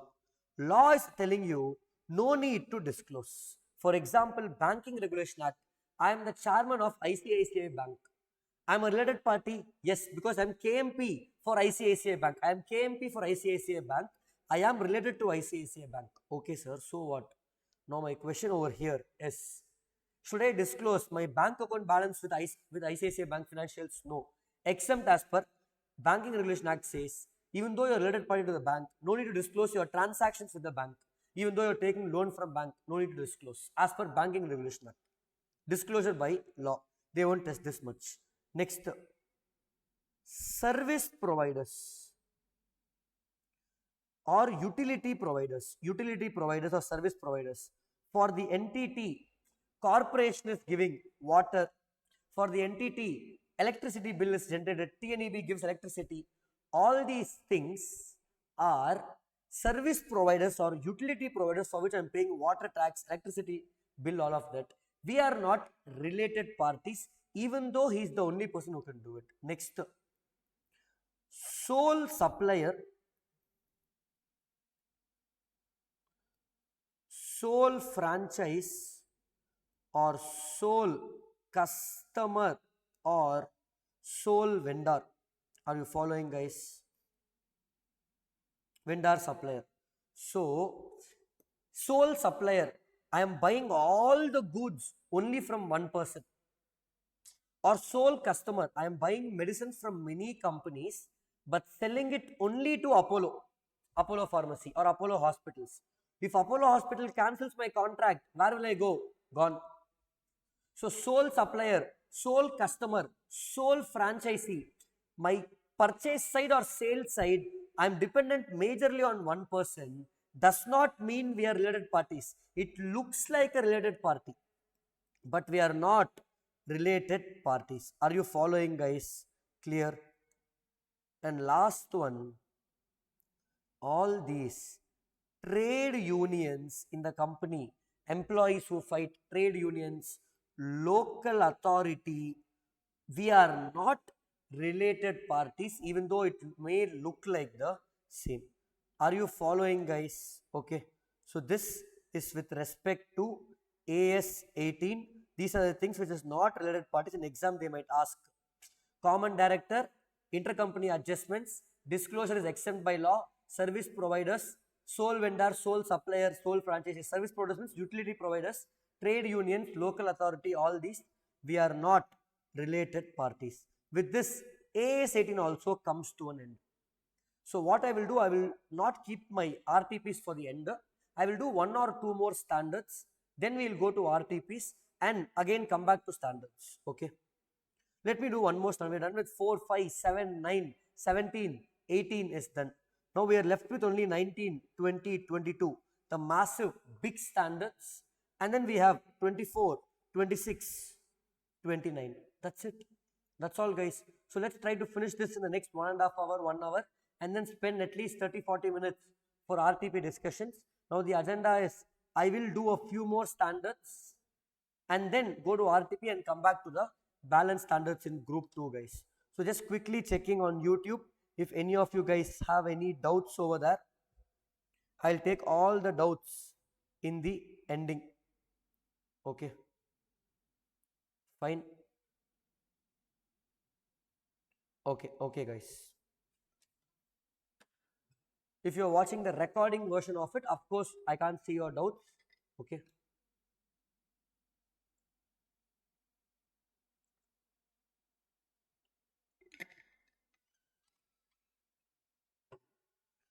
I'm going to solve the latest RTP as well, but let me do few more standards. Okay. Now let's come from reverse.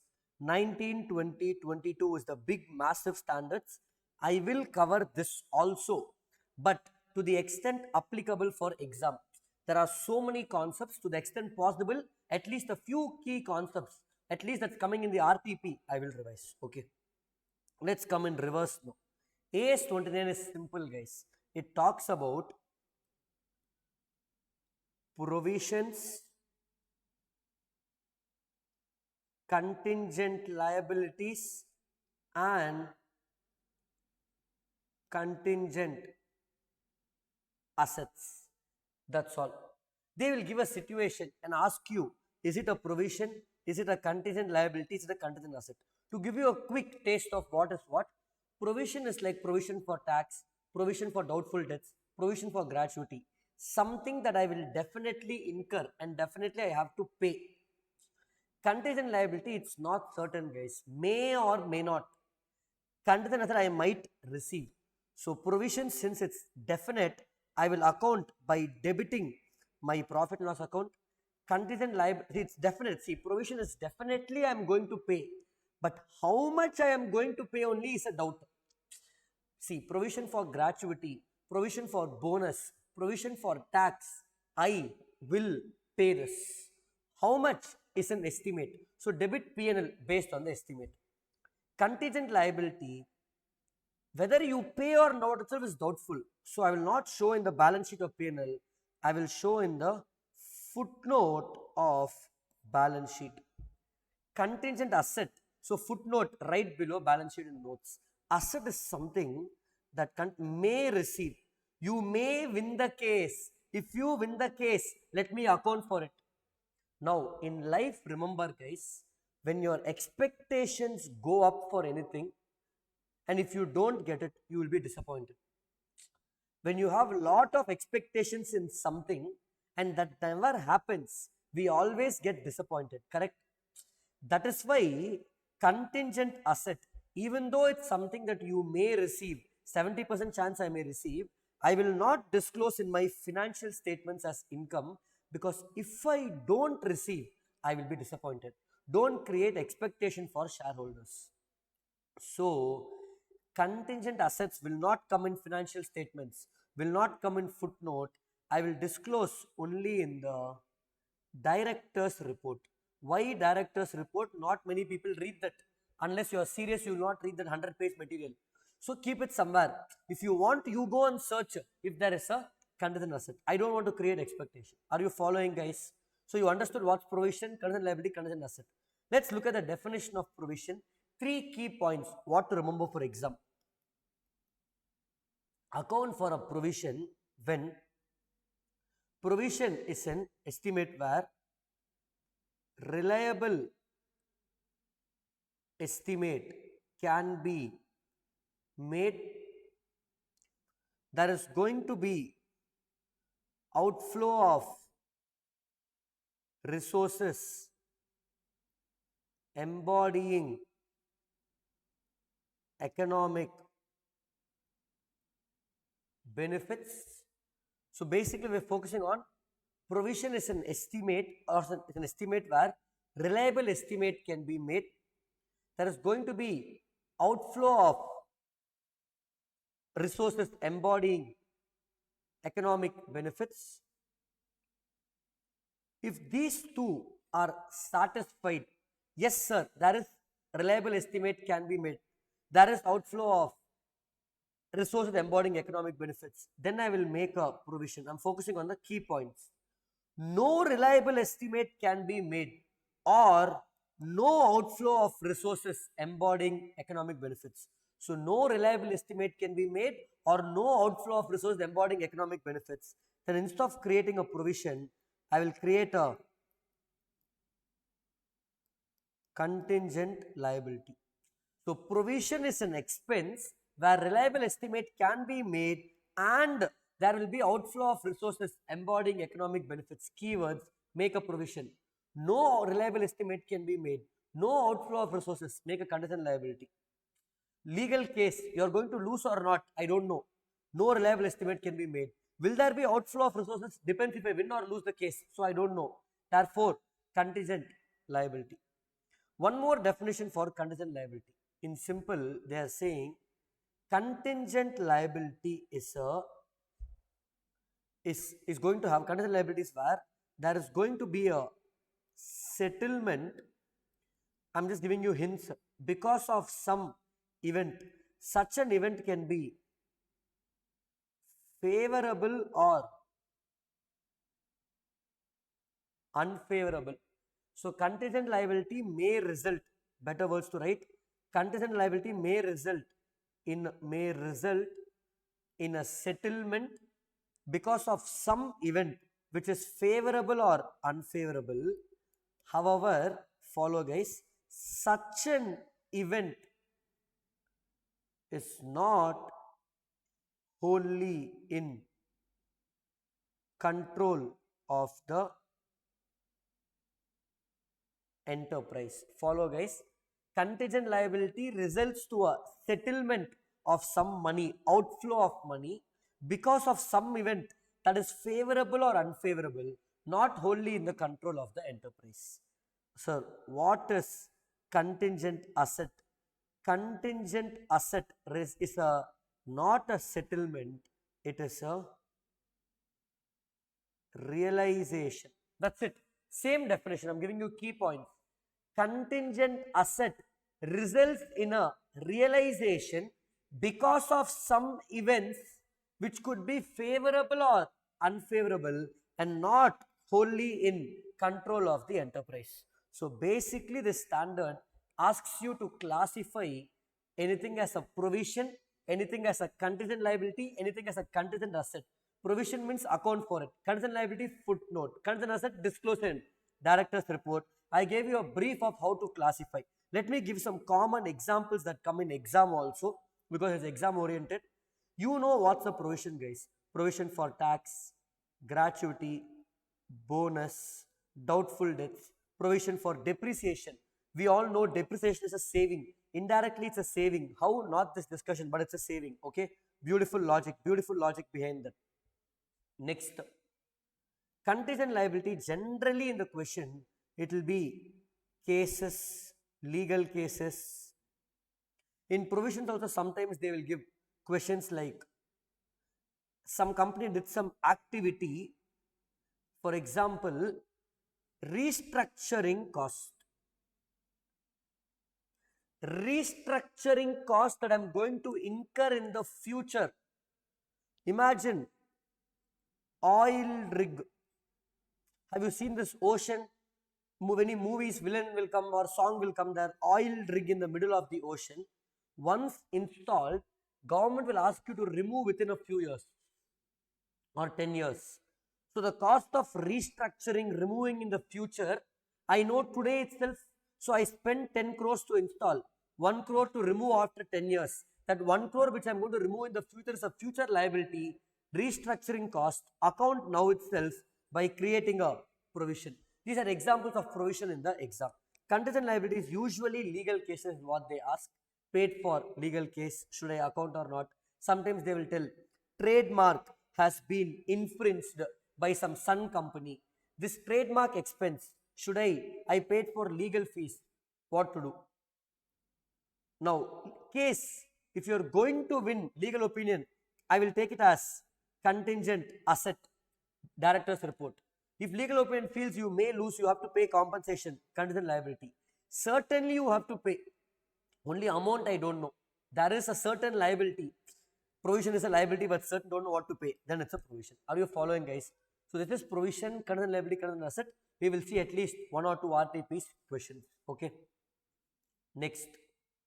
AS 26, guys. AS 26. Then we'll do AS 24. Then we'll go to RTPs. Along with the RTP, I will teach you 19, 20, 22 key points. Key points, okay.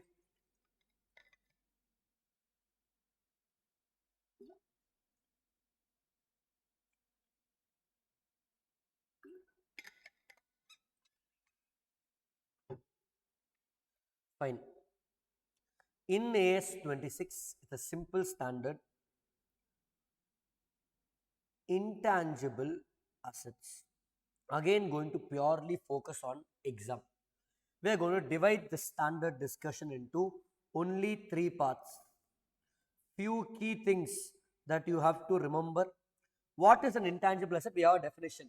Intangible asset is an identifiable non-monetary asset without physical substance, held for use in production of goods, administration or for, let's say, used by others, for production of goods, rendering of service or for admin purpose. We are not going to focus on definition much. You know intangible asset. For the mind you think as patent, goodwill, software. We are going to see some key things. Then we are going to see what is research and development, and then we are going to see how to account for an intangible asset. That's it. First, for an I'm going to focus only on exam, guys. It's 3 hours. We are finishing all AS, so follow. Usually it takes 30 hours. Okay. So in intangible assets, few default things. How we have depreciation for an asset. For intangible asset, we have something called amortization. How we have depreciation for an asset. For intangible assets, we have something called what, guys? Amortization. Now, when it comes to amortization in exam, what to do? Same principles like depreciation, but no method of amortization. Usually SLM method, WDV method, no. Here the method they are saying is use a method which reflects or a systematic manner to account, for benefits, guys. A systematic manner to account for the benefits that you get. Any reasonable manner that can account for the pattern of benefits that are coming. We're going to do a sum in RTP. Next. Second one, what is the residual value for an intangible asset? Nil. What is the residual value of Kingfisher after Vijay Mallya left? Became 0 for airlines. I'm talking about airlines. Okay. So generally, residual value for an intangible asset, if it's not given in question, assume it to be 0. But if you want to argue and tell, no sir, for my intangible asset, residual value is 20 lakhs, 40 lakhs, 50 lakhs, 1 crore, 2 crores, it's fine. You take that. So if you feel your intangible asset has a residual value, give that value. Give that value, whatever you think is the correct answer. So if default, it's like a default setting. Default setting, choose any method which systematically accounts for benefits that comes from the intangible asset usage. Fine. Residual value of intangible asset, default setting is 0. Can I change it? Yes. Can it be 10 lakhs? Yes. Give justification. Then last one, what is the life of an intangible asset? Useful life. I am talking about useful life. Default setting is 10 years as per standard. Default setting is what, guys? 10 years. But can I consider 12 years? Yes. Can I consider 9 years? Yes. It is something you can argue and you can increase it if you can give justification.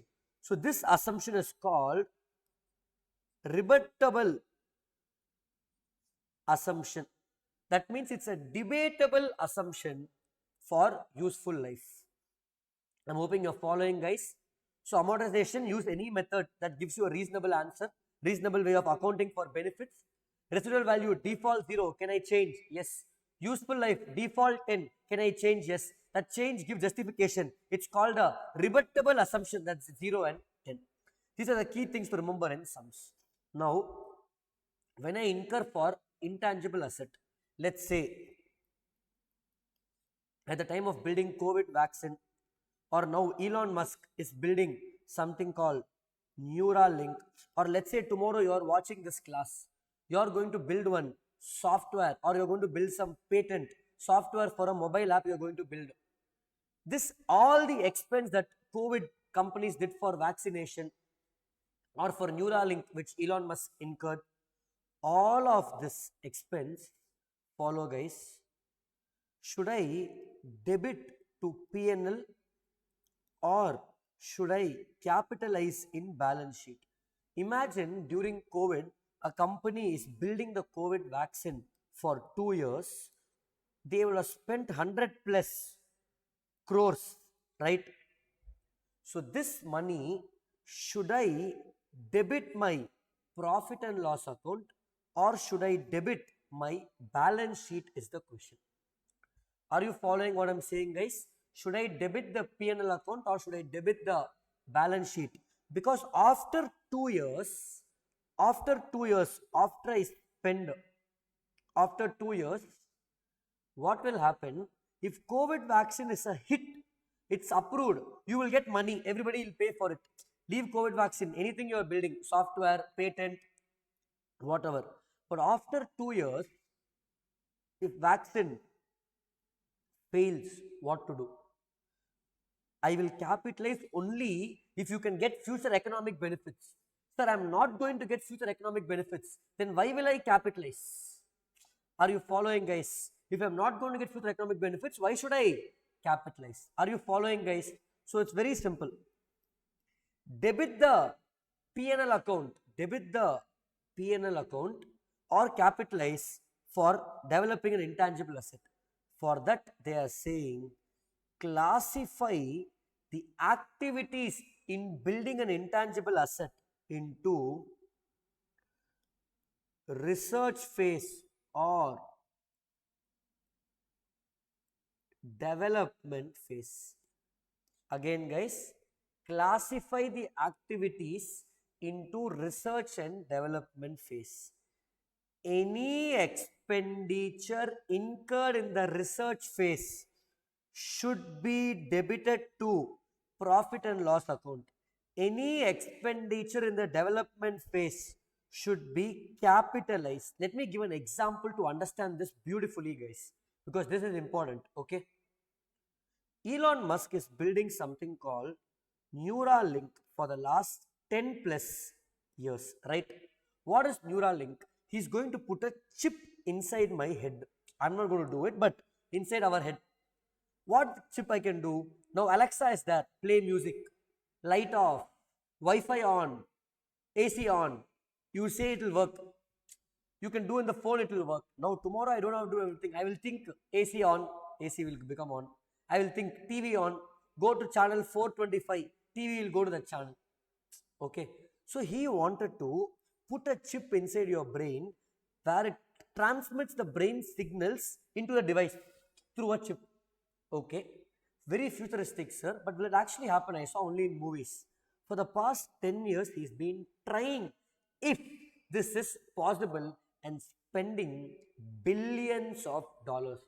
Should I capitalize or debit to P&L? Because if I capitalize and if the project fails, no income for him. So, recently he got the approval from the US government that this chip can be tested on humans because it was succeeded on monkeys. After killing so many monkeys and testing it, it succeeded. He showed a video where monkey is playing video game through mind. So it took him 10 years for the monkey to do it. For the monkey to play what? Game. So this is, he researched to find out if it's actually possible to do it.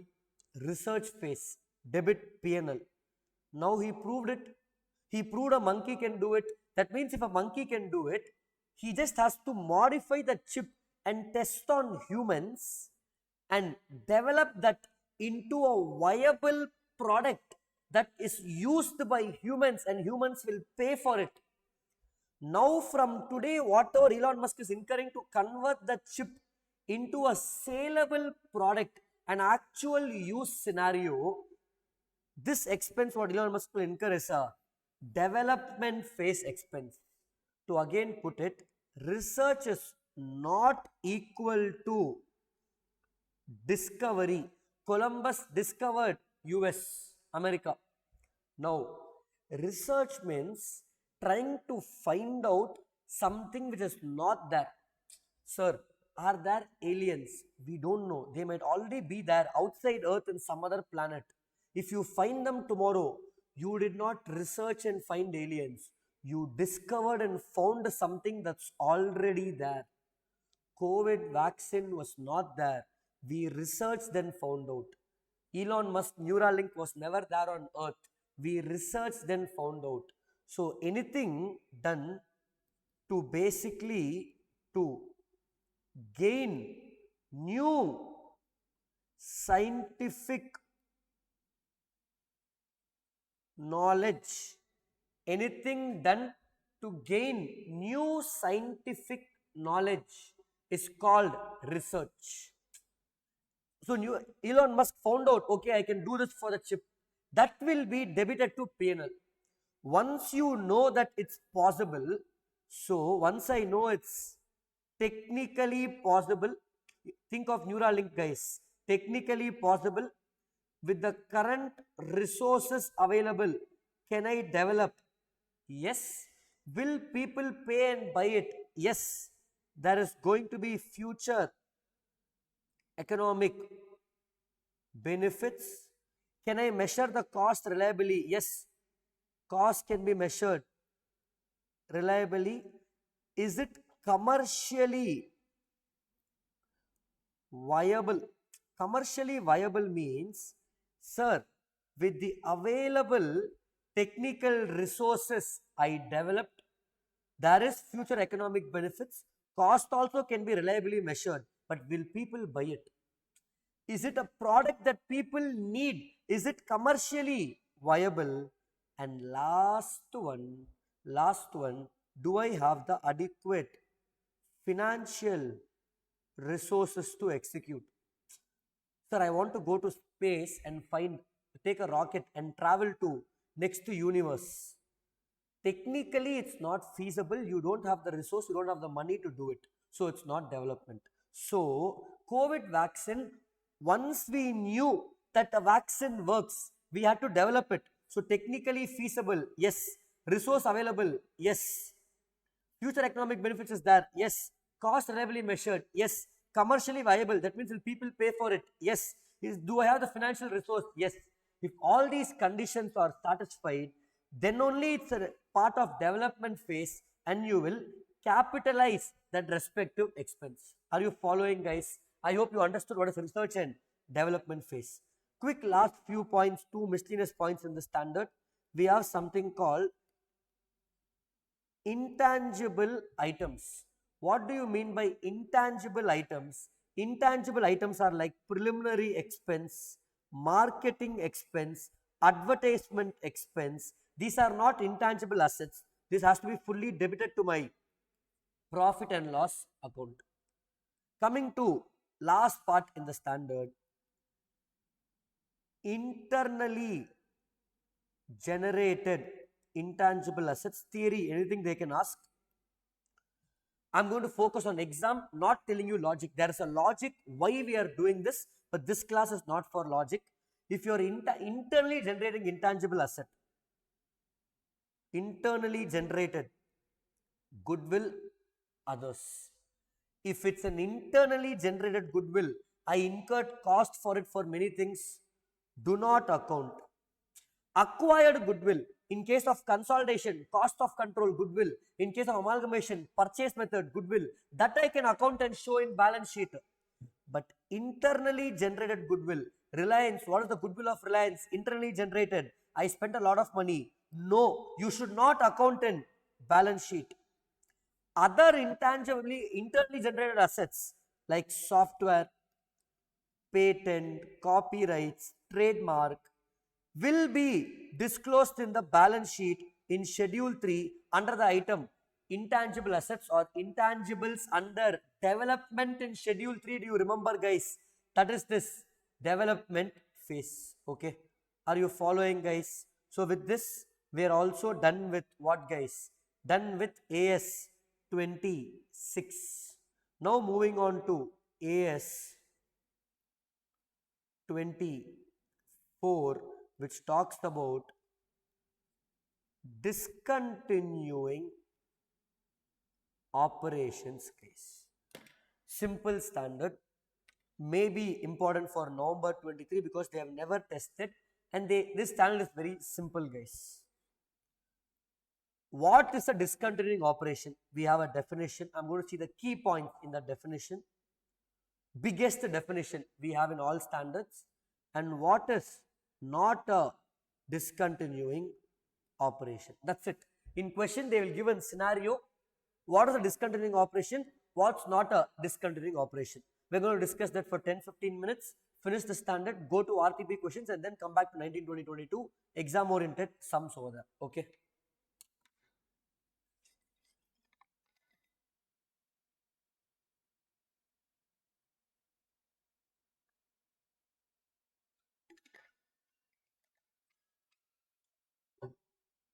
Simple. What's a discontinuing operation? The definition says, I'll give you the keywords, guys. Discontinuing operation is a component of the enterprise that the entity pursuant to a single plan. One, imagine Tata Motors. I'll give a concept why this is important. Tata Motors has passenger vehicles, commercial vehicles. Sales from passenger vehicles and commercial vehicles put together is 500. Breakup is, let's say, passenger 200, commercial 300. Net profit, let us assume the net profit is 200. From passenger vehicles 50, commercial vehicles 150. Okay. I wanted to sell commercial vehicles outside to somebody else. I wanted to sell it to somebody. Okay, that's good. Sell it off to somebody. No problem, nothing to worry. The minute I decide to sell, can I sell? This is not like selling a pencil.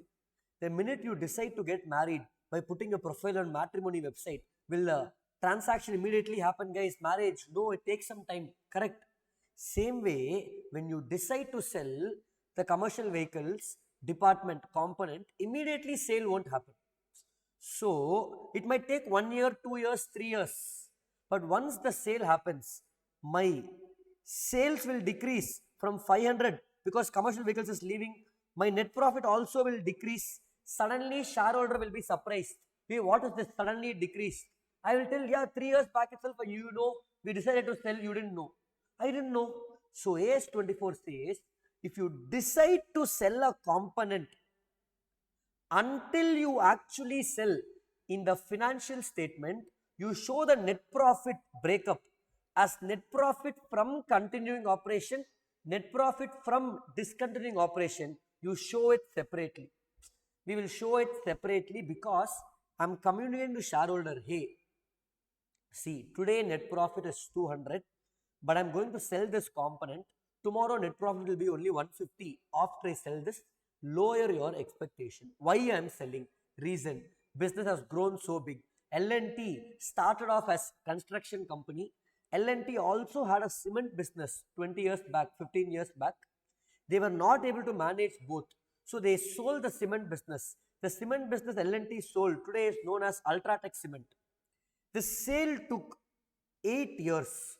For the 8 years, L&T showed in financial statements net profit from continuing operation, construction, from discontinuing operation, cement business. Following guys, now what is the definition?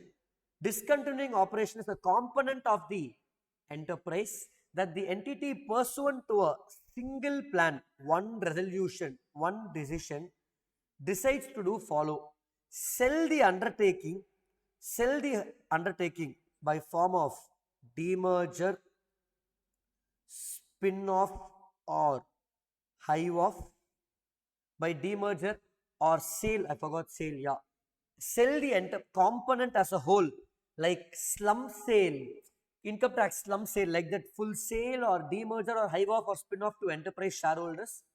So nobody is buying my cycle, sir. Big cycle, nobody is buying. Then I will sell the parts.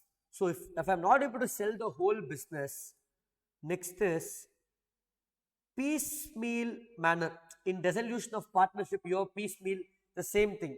So piecemeal manner, say selling the assets and then settling liabilities. So it's simple. Discontinuing operation is a component of the enterprise that the entity pursuant to a single plan does the sale, demerger, spin-off or hive-off of the entire component, or it sells the assets in a piecemeal manner and settles the liabilities individually, or cycle is there. Nobody wants to buy the cycle. Parts also nobody wants to buy. So what I will do, throw that cycle on the road and go. That is called termination by abandonment. Follow guys. Discontinuing operation is a component of the enterprise that the entity pursuant to a single plan. Sale or the entire component is sold, demerger, spin-off or hive-off, or the entity's assets are sold in a piecemeal manner and liabilities settled individually, or I terminated by abandonment. This is what component? A component that is representing major line of business or geographical area of operations that is identified separately for financial or operating, financial reporting or operating purpose. So again, let me repeat and give you examples. Discontinuing operation is a component of the enterprise, that the entity pursuant to a single plan, one single plan, decides to sell or do demerger or do spin-off or do hive-off, or nobody is buying my cycle, so sell the parts in a piecemeal manner, sell the assets and settle liabilities, or terminate by abandonment. That is not a small TV in my house. It represents a major line of business or geographical area of operations which is identified separately for financial or operating reporting purposes. Let me give an example to understand this better. Apple has many products. Now let's say Apple's division of, let's say Apple Watch and Apple AirPods. Let's call Apple Accessories. That department Apple wants to sell through a single plan, either sell, demerger, spin-off or hive off a separate entity, or piecemeal, sell the parts of the entity, or terminate, leave it, nobody is buying it. Example, that represents major line of business. For Apple AirPods and Apple Watch is a major line of business. Accessories, or geographical area of operations. I am not stopping the production of AirPods or watch, but I decided from today in entire African countries, I will not sell Apple products. Let's say, or European countries fully, Apple decided not to sell Apple products. So this is not ending of major line of business, but ending of geographical area of operations. So anything that is sold in piecemeal manner or abandoned that represents a major line of business or geographical area of operations identified separately for financial and operating reporting purpose. Financial reporting and operating purpose. What is not a discontinuing operation? Simple standard says follow. Remember, for exam, they will give this in exam. Shifting of production facilities, shifting of production facilities, then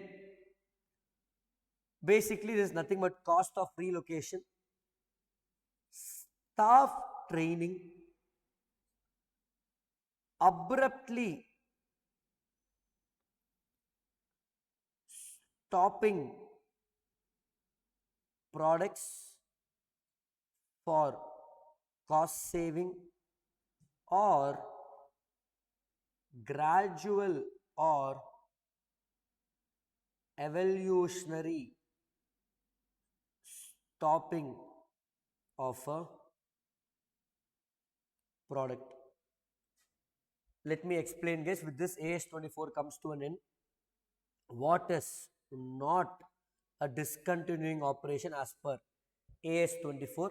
Shifting of production facility from one location to another location is not a discontinuing operation. I'm just shifting. Staff training, no. Abruptly stopping. COVID came. Can I continue to manufacture t-shirts and shirts? Who's going to buy? Or can I continue to put flight tickets? So abruptly stopped airline service for 6 months due to COVID.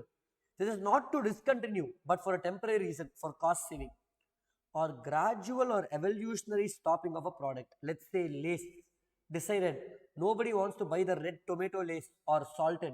So they want to buy only blue or orange. So let me manufacture more of blue, orange and green, and slowly I will reduce salted and tomato flavor and keep it to minimal. Shifting of production facilities for gradual or evolutionary stopping of product.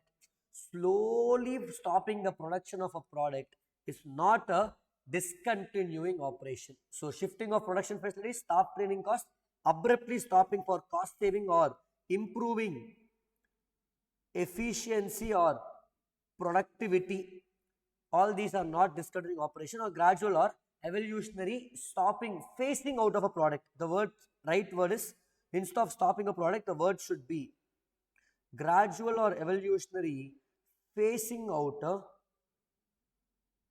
product is not a discontinuing operation. I hope you are able to follow, guys.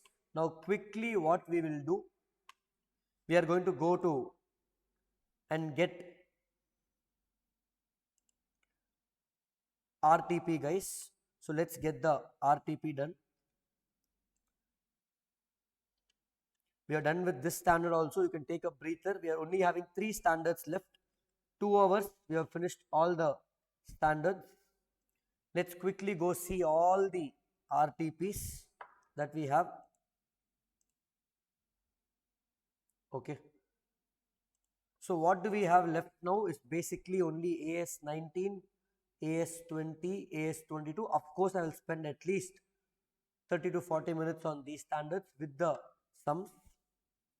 So we go to our RTP questions. Try to solve the last 4 RTPs, guys. Extremely important. I am now doing the November 23 RTP for you guys.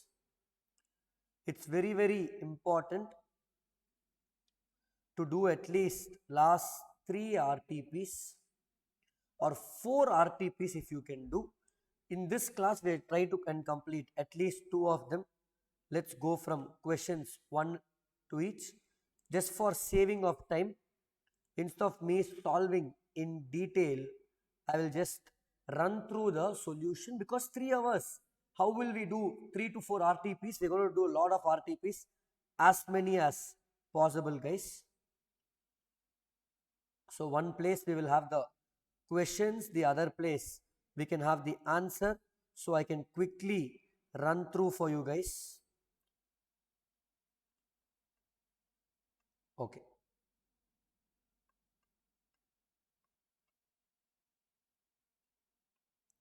We're going to finish at least 2 RTPs is the target. If not, minimum is 1. We will do 1 RTP, go back to 19, 20 and 22 and then weekend. That's it. Perfect, guys. I think you can see the question and the answer. We'll quickly run through to save time.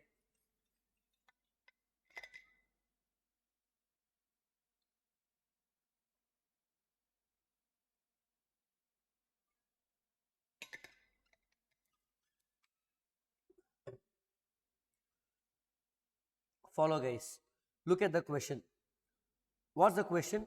AP, a construction contractor, undertakes the construction of a commercial complex of K Limited. AP submitted 3 separate proposals for each of the 3 units of commercial complex. A single agreement is entered. It doesn't matter if agreement is single or multiple. Parties are same. The agreement lays down value of 3 units, 50 lakhs, 60 lakhs and 75 lakhs. Agreement also lays down completion time for each unit. They are asking whether it's treated as single contract or separate contract. Single contract means combination, otherwise separate. We already discussed when the price is separate and 3 separate proposals. Therefore, there is the ability to accept all the 3 or accept 1 or 2 and reject 1 or 2. You have to do a separate accounting and that will only be our answer. Separate proposal has been made. Each asset is subject to separate negotiation and therefore the cost and revenue of each assets is identified separately. Therefore, this will be segmentation. It's going to be separate. We call it as segmentation of contracts. Fine. Second question. Small question. On December 1st, 2022, GR Construction Company undertook a construction contract for building 45 lakhs. Revenue is 45 lakhs. Company found it has already spent 32.5 lakhs and additional cost is 15.1. What I should do? Current cost is 32.5 lakhs. Estimated cost 15.10. Find the percentage. So look at this. You have to divide current cost is 32.5. It's there here. Divided by total cost, current plus future, 47.60. Our percentage of completion is 68.28. This will be applied on the contract revenue, which is 45. So if you go and see the P&L account over here, I will go and prepare a simple thing. 45 into 68.28 applied percentage, I got 30.73. But what is the cost incurred till date? 32.73. 32.73. Therefore, you have a loss in current year. The minute you see a loss in current year, because this is the revenue of current year, we have loss. I told you, do total contract revenue minus total contract price to find total loss. So if you look at this, total contract revenue is 45, total contract price is 47. Sorry, total contract cost is 47. So total loss that I'm going to recognize is 2.60. Current year loss is 2. Estimated loss is 0.60. So total loss of 2.6 will be accounted now. AS7 is done. Let's go to AS9. Simple question.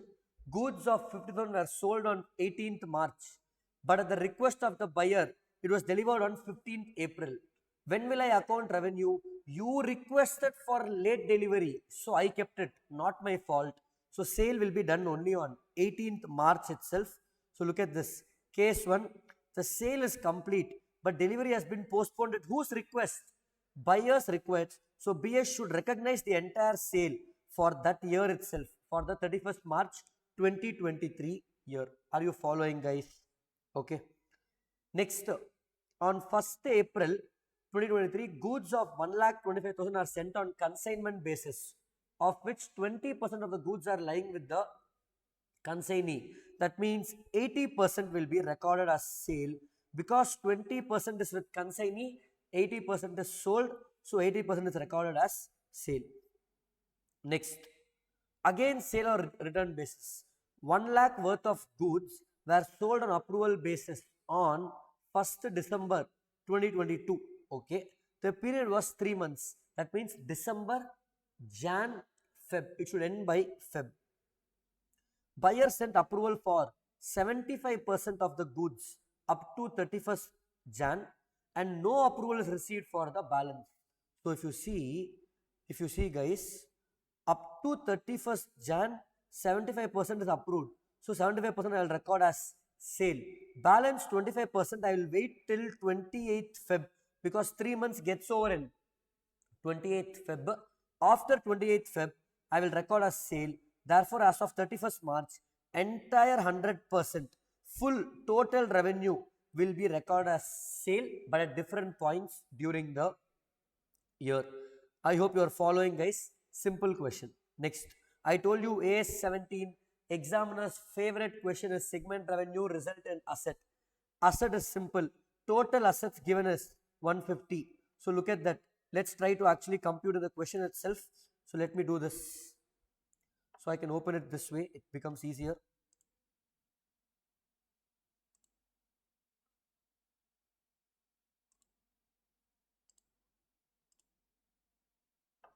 Yeah. So if you follow guys, segment assets, total is 150, 10% is 15. Anything that crosses 15, so segment A, B, C will be recorded, C will not be reported. As per revenue test, total is 1000, 10% is 100. Anything that crosses 100, A, B, C, D, all will be reportable segments. Let's go check. So if you look at this, on the base of revenue, all are reportable segments. On the base of assets, we will test segment assets 10% or more. So from 10% or more, revenue is satisfying all. So I will report everything. On asset, I told you ABC except D are reportable segments. What about result test? Result test, like I told you, take total of profits. What's the total of profit? 45 plus 45 plus 80. 90 plus 80, 160, 170 is my total of profit. Total of loss is 80, 70 plus 10. So my total of loss is 190 plus 170, 170, 10%. Anything which crosses 17, everything except D crosses 17. So in result test also, they will write on the base of result test ABC, the absolute amount more than 125. Sorry, this is total, guys. I mistook total. Leave the total part. So profit is 80 plus 45. Let me just write that down to avoid confusion. The total profit is 80 plus 45, which is 125. A plus C. Total loss is 70 plus 10, which is 80, which is higher. 125. Anything 10% of 125 is 12.5. Anything equal to or more than 12.5, A, B, C will be accounted and not D. So what matters here is explain what are the tests, explain the computation. That's it. That's it. Now if I go to AS18, related party transactions. Hold on, I'll just try to do something. It becomes easier. Yeah. So I can write with the questions itself.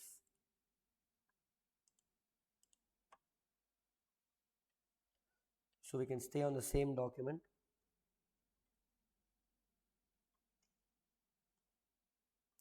Remember guys, not part of a thing, but NBFC is important this time, especially a question like this. Have a look.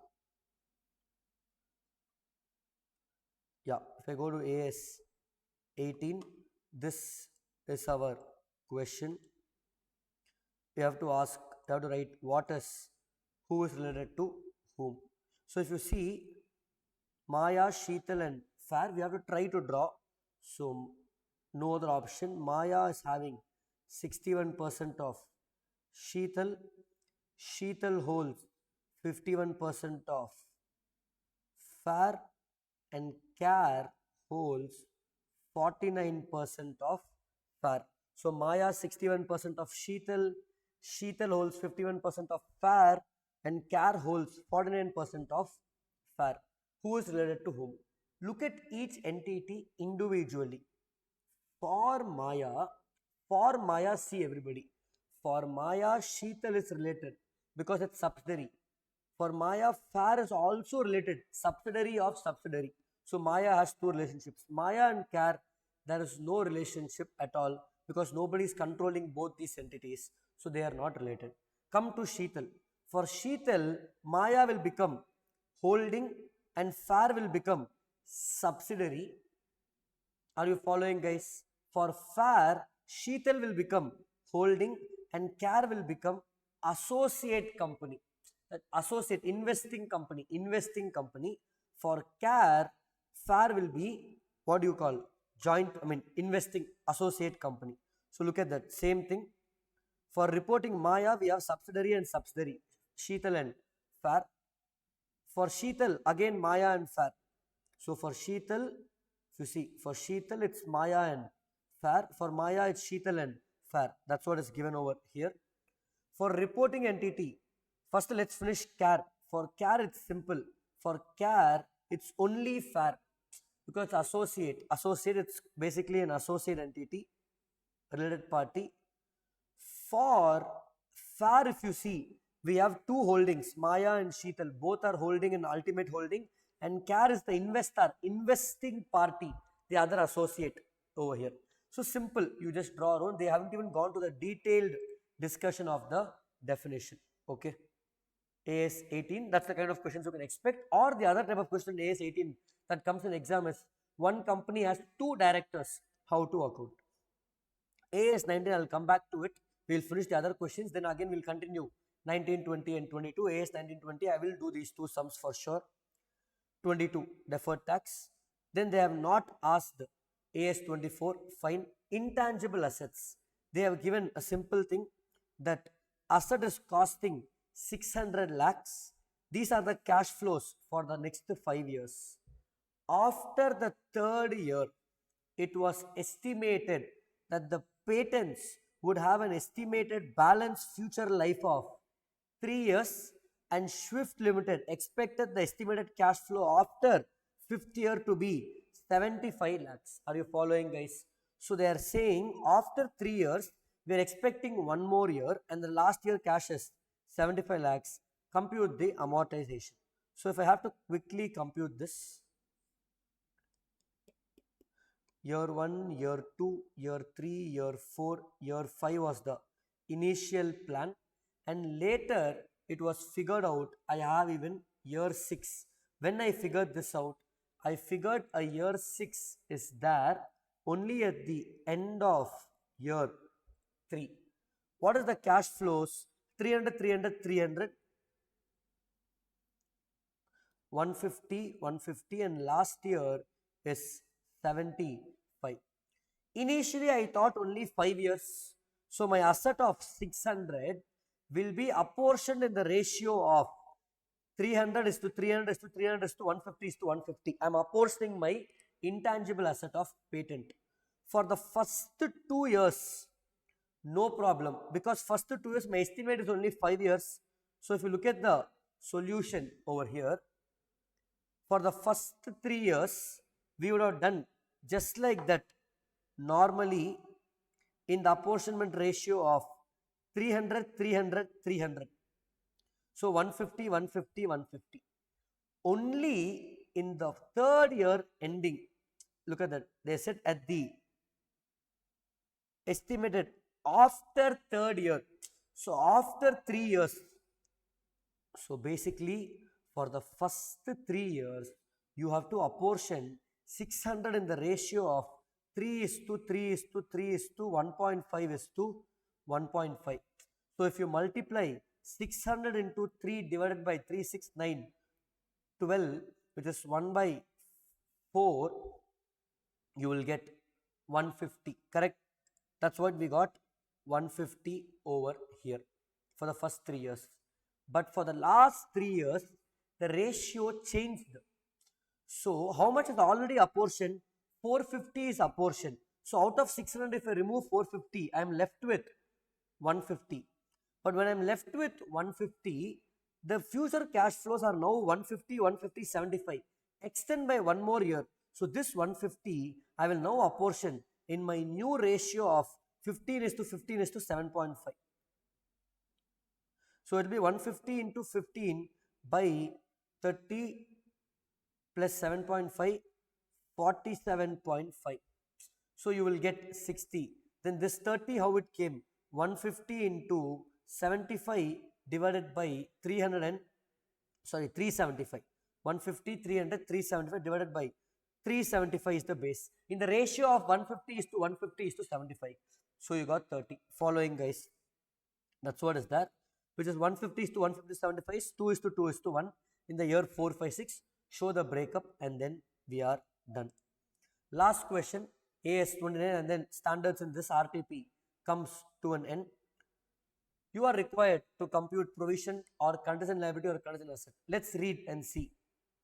The company operates an offshore oil field, exact oil rig, what we are talking about, where its licensing agreement requires it to remove the oil rig at the end of the production and restore the seabed.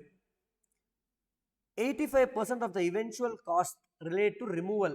That means after keeping the oil rig already installed, they are saying 85% of the cost is to remove the oil rig. Okay.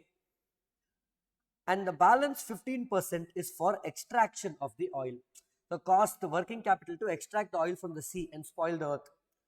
Rig has been constructed, but no oil has been extracted. Now, is this a provision, contingent liability or contingent asset? Rig has already been installed.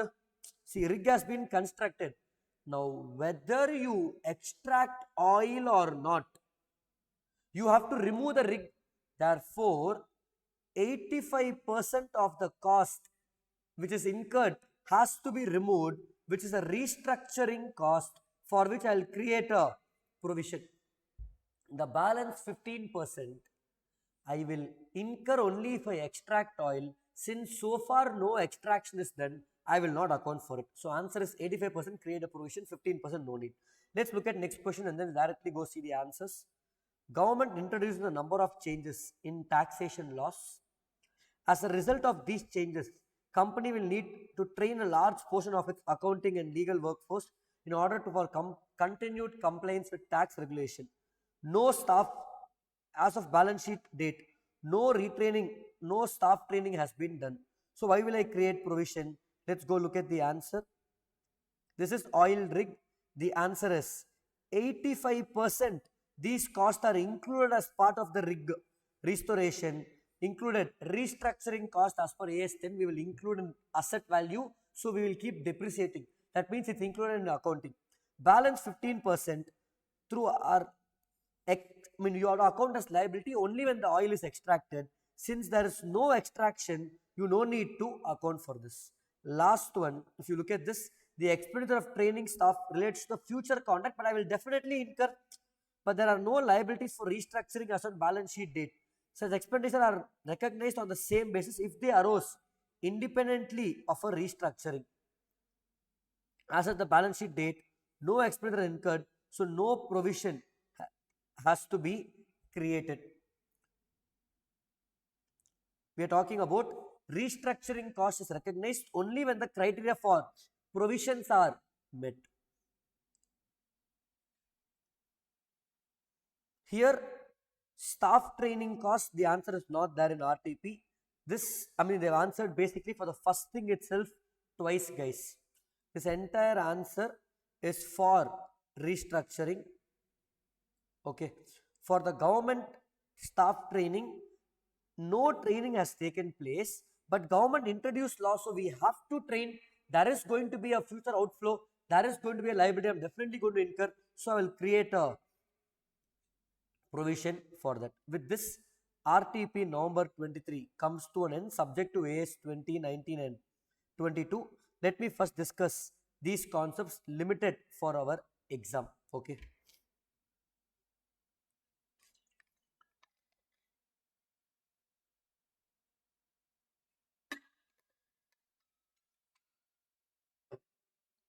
Follow guys, just checking if there is any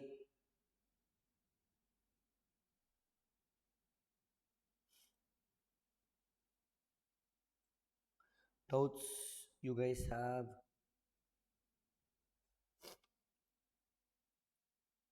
Fine, there are not many. I'm not able to see the doubts, but fine, it's okay. Okay, follow guys, now follow. Next one, simple one.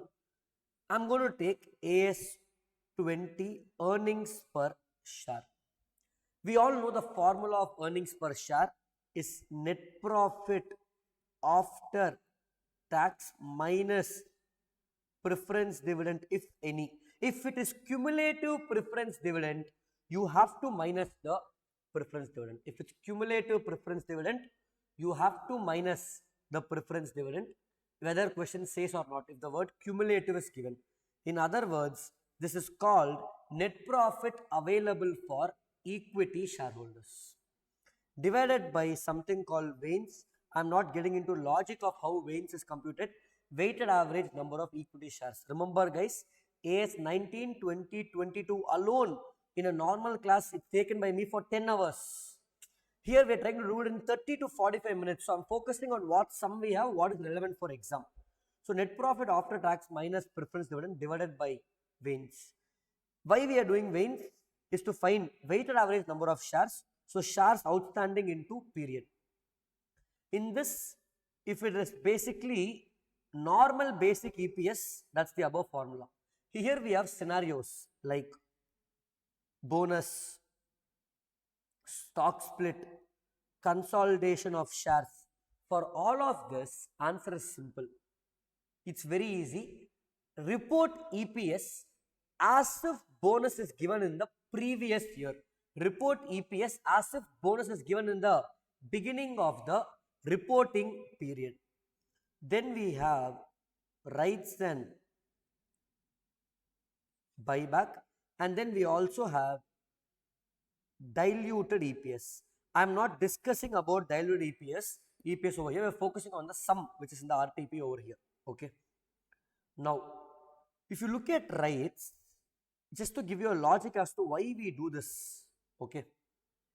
If rights are issued in the middle of the year, second half of the year, we have old shares plus rights. In beginning of the year, we have only old shares. So to give you a small logic here, assume beginning of the year I have 50,000 shares, or let's say 1 lakh shares. Middle of the year I issued 50,000 shares at rupees 40 per share. End of the year I have 50,000 shares. Normally how do I compute Vains? 1 lakh into 6 by 12, middle of the year assume 6 months, done.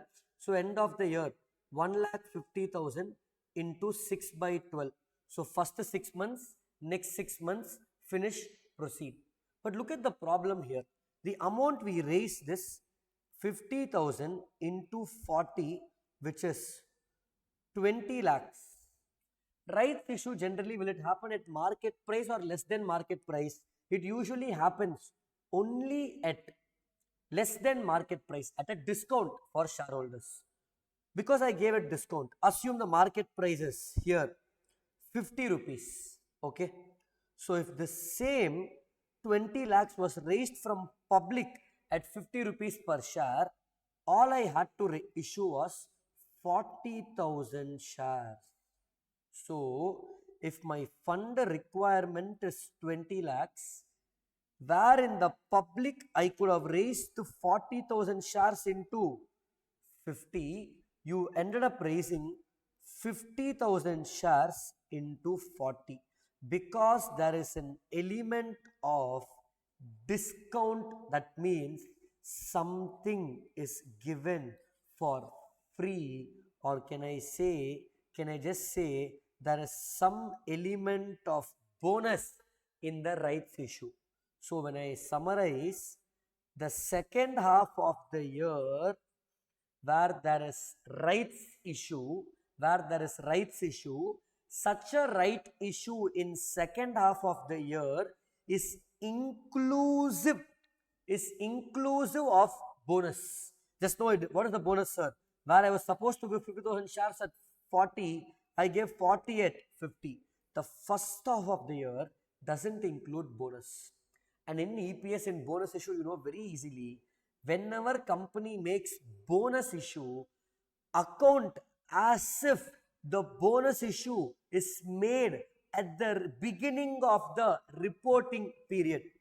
So what you have to do is assume as if that rights is there from the beginning of the year. So our steps are very simple. Step 1, they ask you to compute. This formula and steps has an amazing logic for each step, which takes 30 to 40 minutes for me to explain. We are in a marathon now where exam is important, not the logic of steps. Okay, logic makes it easy, but given the time, focusing only on steps for exam. First step is to find something called theoretical X rights price. That means what is the price of share after issue. So if you go to above question, how many shares were there before rights issue? 1 lakh shares. So before rights issue, we had 1 lakh shares in the above illustration I gave. Each share is priced at how much? 50. Rights issue, how many new shares are issued? 40,000. At what price? 50. So now my total portfolio will become, before rights issue, 1 lakh shares into 50. Now in rights issue, 40,000 into 50. How many shares I have? Earlier 1 lakh, now plus new 40,000. This only is the formula, guys. Existing number of shares into market price before rights, called cum rights price, plus new number of shares, rights shares issued 40,000 into price per share, into price of per share of rights issue. This should be 40, sorry, rights issue price. Okay, rights issue price. The number of shares issued, I'm so sorry. Okay, number of shares issued for rights is 50,000 into 40. If you recognize this mistake, that's good. So existing number of shares I had is 1 lakh into 50 plus what is the rights issue I gave?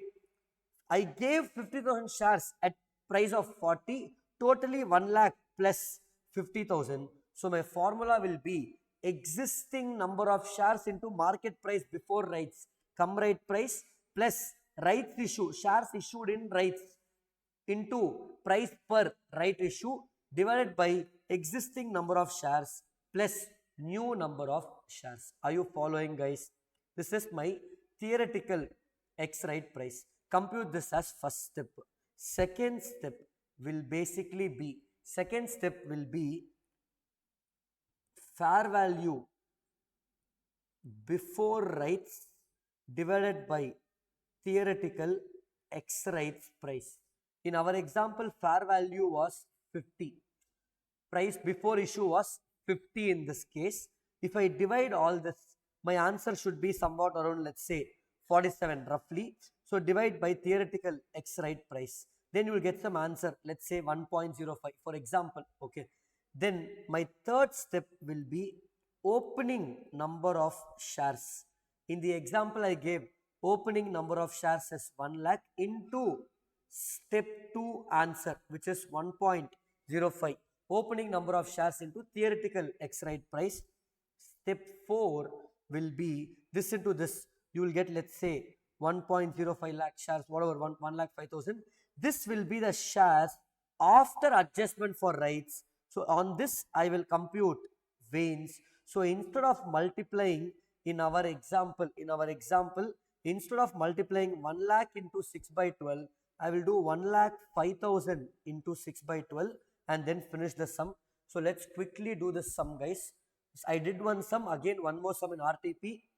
Net profit for previous year 30 lakhs, current year 50 lakhs. Number of shares outstanding prior to rights is 20 lakhs. Rights issue price 20. Last date to exchange 1st June. Date in rights issue is not relevant because I'm going to go to the as if issue is made in first day itself. Only for veins I need that period. This is financial year. So 1st June means April, May. 2 months is before rights. Rights is 1 for every 5 shares. There are 4 lakh new equity shares because 20 lakh. Even if they don't give this, 20 lakh into 1 by 5, you will get 4 lakhs. Fair value of rights before market price before issue is 26. How do I compute? Very simple. I told you steps. Step 1 is computation of theoretical X right price. That big formula I told. It's simple, guys. What is the formula? Number of shares before rights issue is 20 lakhs. Tick. What is the price before rights issue in the question? 26. Tick. Then how many rights shares? 4 lakhs into rights issue price 20 divided by existing shares and new shares. Then you divide, you will get 25. Now you divide rights issue price before by this theoretical 26 by 25. So we do 26 by 25, you get 1.04. Apply this 1.04 on the opening number of shares. Opening, how many shares we have? Beginning of the year we have 20 lakh shares into 1.04. Okay, so how you will divide that? Restated for rights. First, originally without rights is simple. See, without rights is 30 lakhs divided by 20 lakhs equity shares 1.5. Now with rights it will be 30 lakhs but divided by follow, guys. Look at the breakup over here. This is the one. I'm focusing on this part. 20 lakhs into 1.04 with rights issue into 2 by 12 first 2 months. Second half of the year 24 lakhs into 10 by 12, you will get 50 lakhs by 23 lakh 46,667, you get 2.31. This is for the current year 17-18. In the year where rights are issued, it is for that year. What about the previous year? Previous year rights were never issued. So I told you, in case of bonus, what do? In bonus, we do a simple thing. Account as if bonus is issued from the beginning of the reporting period. So I will assume rights or bonus is made on 1st April 2016 itself. So what is that bonus element here? 1.04 per share. So I will do 20 lakhs into 1.04 into 12 by 12. This is for previous year. That's why 20 lakhs into 1.04 for the previous year. For the previous year, bonus is included for the whole period of previous year. No need to do into 2 by 12. So 20 lakhs into 1.04, numerator 30 lakhs, you will get 1.44. This is how you compute for rights issue. I hope in this time you are able to understand, guys. Quickly, just to give you a breather about what is diluted EPS. Okay, very simple, guys. Diluted EPS can come because of 3 things. What is diluted EPS? Imagine in my balance sheet, I have equity shares 10 lakh shares. I have equity shares 10 lakhs, and then I have 10% debentures 1 lakh, 10,000 into, let's say, 10. Okay. This debentures will be converted to equity shares sometime in the future. This debentures will be converted to equity shares sometime in the future. So when this conversion happens sometime in the future, my numerator net profit also will change. For example, for debentures, 10 lakh into 1 lakh is interest of 10,000 I will pay. 1 lakh into 10%. If debentures are converted to equity shares, I don't have to pay interest, so my net profit will increase. Similarly, my denominator also, assume there are 10 lakh shares into 1 lakh shares into 10. Existing I have 1 lakh shares. Now additionally new 10,000 equity shares are coming. Imagine I give you a cake of 5 kg and ask 50 of you to share. Sir, 50 people 5 kg cake, only little will get. Okay, I'm okay, sir. 5 kg cake for 50 people. Now if I tell, sorry, 100 of you share this 5 kg cake, will you agree?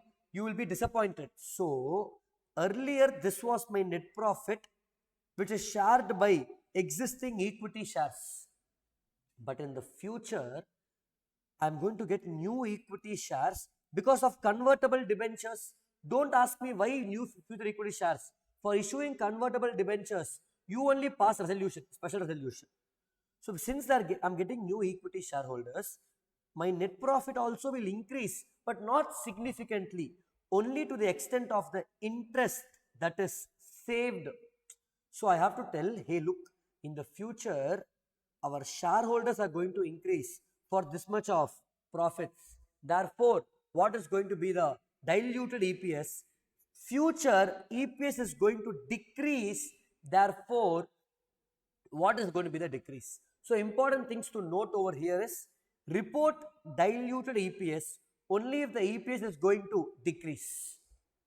Report diluted EPS only if the EPS is going to decrease. If EPS is going to increase, don't disclose anything.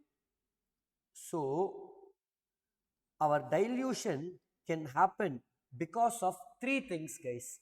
Dilution can happen because of three things: convertible debentures, convertible preference shares, options. I am going to focus on what to do with numerator and denominator in each case. Denominator in debentures, add new equity shares. In preference shares also add new equity shares. Easy. They will give conversion ratio. Every preference share is going to be converted to 4 preference shares, or every debenture is going to be converted to, every 4 debentures to be converted to 1 equity share. Something. Add new equity shares. Easy. Debentures, if you look at the numerator, because of debentures being converted to equity shares, I don't have to pay interest. I don't have to pay interest, guys. So I will add back interest. But since interest is not paid, net profit will increase. So if net profit increases, tax also will increase. How much is the extra tax? Tax rate on interest. That's why the formula is very simple. Our formula is pretty simple, guys. What the formula says is, your numerator over here will be existing net profit plus interest saved plus tax on interest, but that will be in brackets. So it's a minus tax on interest. In other words, it is existing net profit plus 1 minus tax rate of interest, guys. So it's existing net profit plus interest saved minus tax on interest saved. So if you are saving interest of 10,000, your profit also is increasing by 10,000, but you have to pay additional 3,000 tax if tax rate is 30%. So my net increase is only 7,000. Are you following, guys? I can show with numbers, logic, but we are trying to finish in 3 hours maximum possible. Come to preference shares. In preference shares also, it is going to be simple. Existing net profit plus dividend saved plus dividend distribution tax, or we call it as corporate tax. So simple, guys. Existing net profit plus dividend saved plus dividend distribution tax. Here no minus. Logic and all I will tell you in a different class, but for you to understand quickly, logic, because dividend comes after tax. Interest comes before tax, if you are able to understand. Dividend is after tax, so no concept of tax saved here. So for preference shares, increase in new equity in denominator, existing net profit on top plus dividend saved plus dividend distribution tax saved.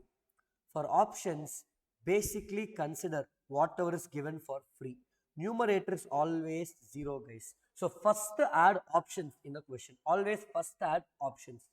Numerator is always 0, 0, 0. Why is it 0? Because of options, there is no increase in net profit. Only cash flow can come. Then how to compute options? They might tell company is giving 60,000 options to employees.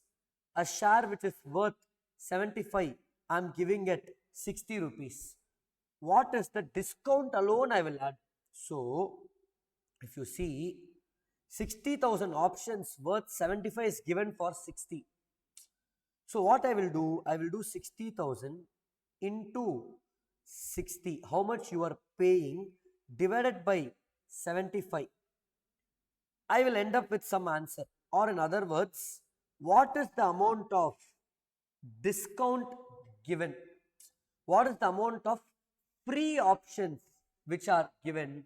That only will be added in the denominator in options. See, if I split this options, some part is paid, some part is free. In denominator, if you add the paid part at fair value, numerator you can't add anything because I don't know the impact of profit on this. So entire thing is ignored. Whatever they paid for is ignored. Whatever is the free part is added because of free part like bonus, numerator also net profit no increase or decrease. Denominator we will have a change. Sir, I don't want logic, sir. I'm also sorry for telling you logic because this is not the time to tell you logic. Exam what to do? Simple. You compute in this case number of options. What is the price paid? X. Okay, this is the amount paid for all the options which are given. This divided by what is the fair value of each option? 75. Are you following, guys? So now if you divide 60,000 into 60 divided by 75, we will get 60,000 into 60 will be 36 lakhs is the money I am receiving. But if this money public paid divided by 75, you will get 48,000 options. So I am issuing 60,000 options in a place where I should issue 48,000 options. So what is the options given for free? 12,000. So this 12,000 free options only I will add in my denominator for options. Are you following, guys? This is with respect to AS20 we are done. Now I'm going to go to AS22 deferred tax, accounting for deferred tax.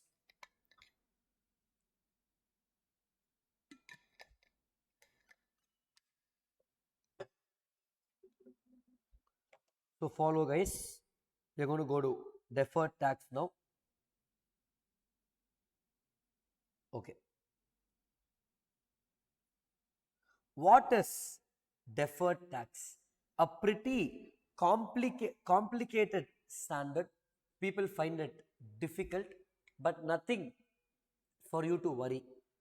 I can teach this standard with logic and making you understand what is deferred tax and liability, but we don't have that time. I need to score in exam.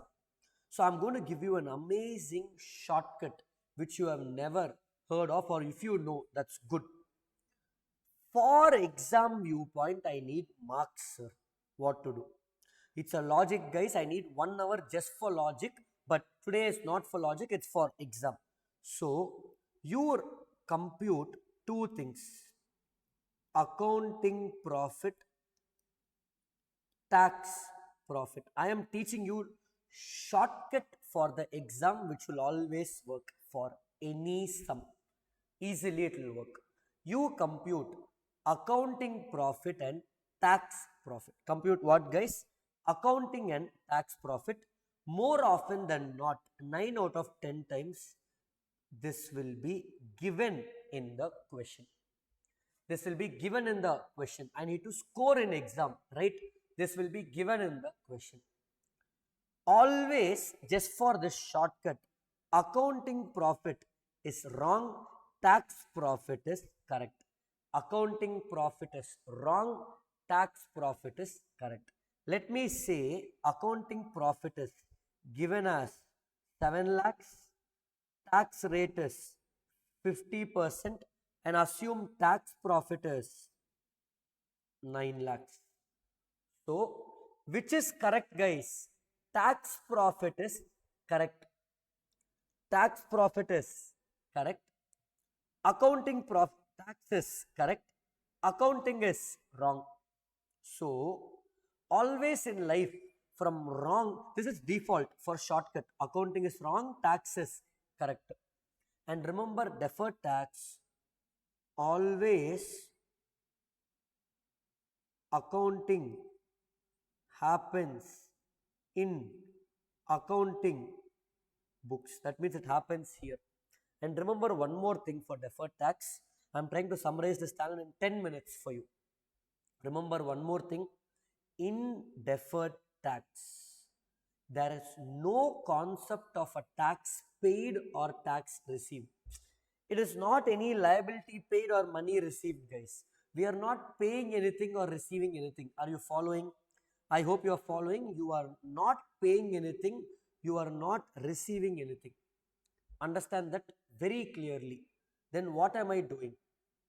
I am I'm not paying, I'm not receiving. I am only doing one thing. I'm only going to do one thing, guys. I'm not paying, I'm not receiving. It's an accounting book entry. I repeated 5 times because it's a book entry. Remember, people think liability means deferred tax liability. Am I paying? No. Deferred asset, am I receiving? No. It's only a book entry for better presentation. Okay.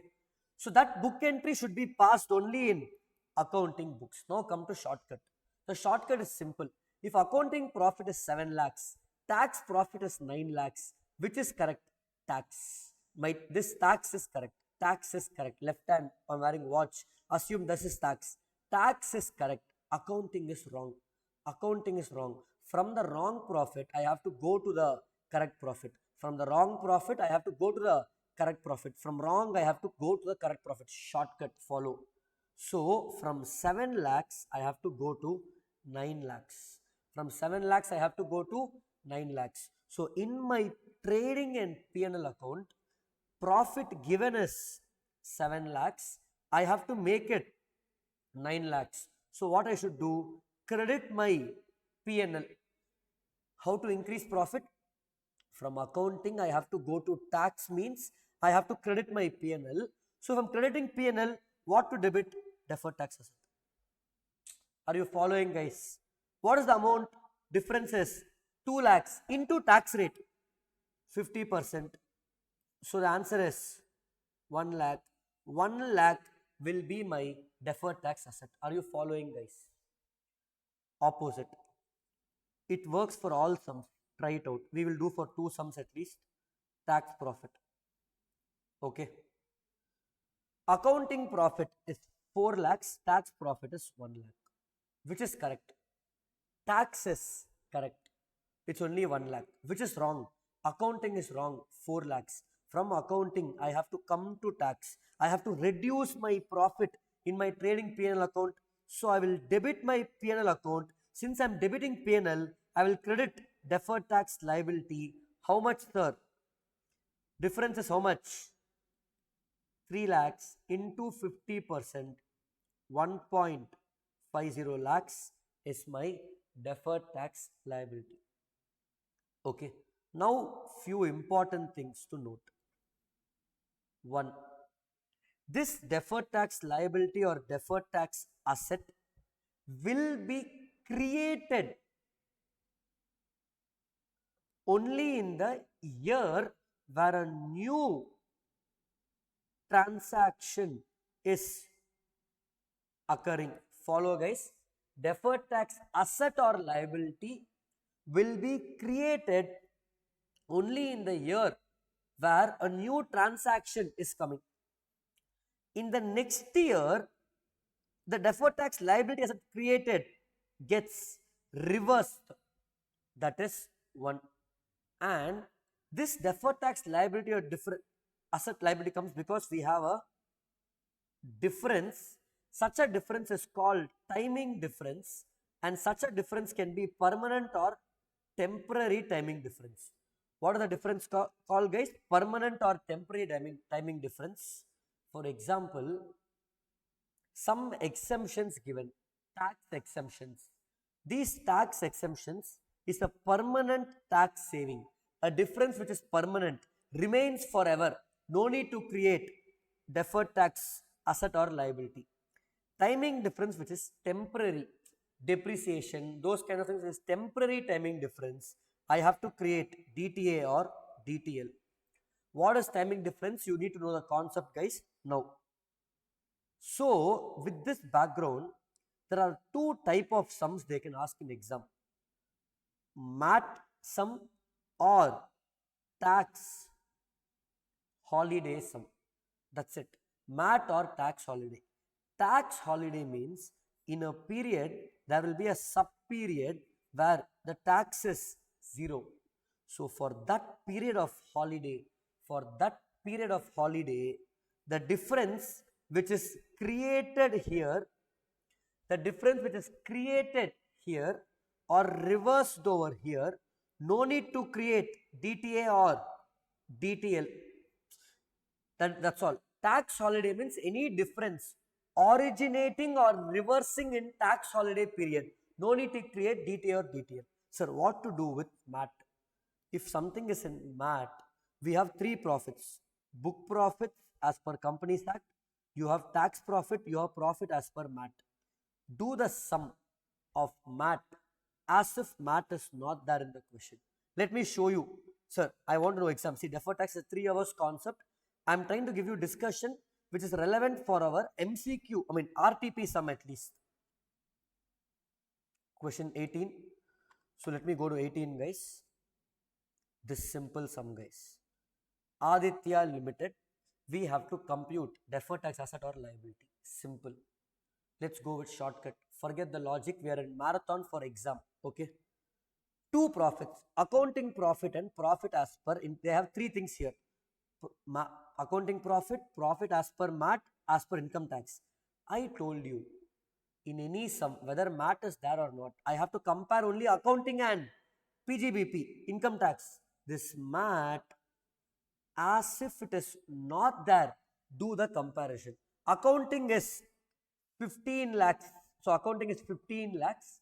Tax is only 2.5. Tax is only 2.5 lakhs, guys. Accounting is 15. Which is correct? Tax is correct. Which is wrong? Accounting is wrong. From wrong, I have to come to correct. From wrong, I have to come to correct. From wrong, I have to come to correct. So I have to reduce. Therefore, I will debit my P&L account. So I will credit what?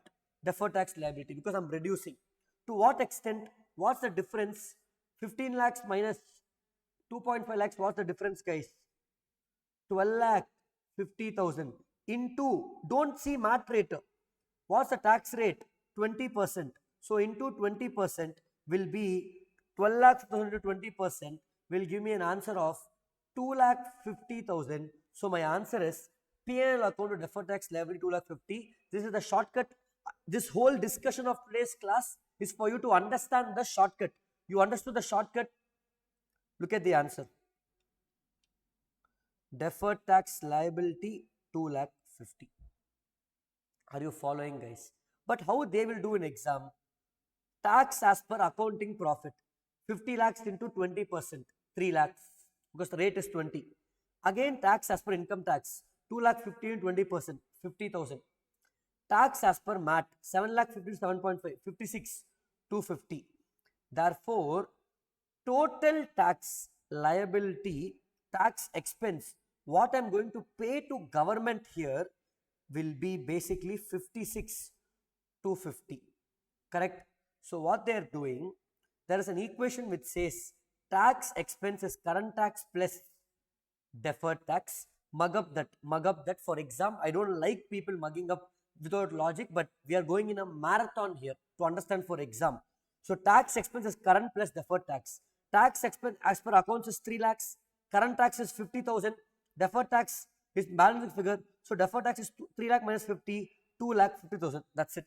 For shortcut, for exam purpose, presentation. Understood our logic, guys? We did this like this method. Are you following? Okay.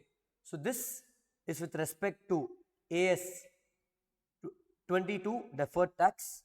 Let me actually try to do one more sum, at least for AS 22 for your satisfaction. At least let me do sums, because logic we don't have so much time, guys.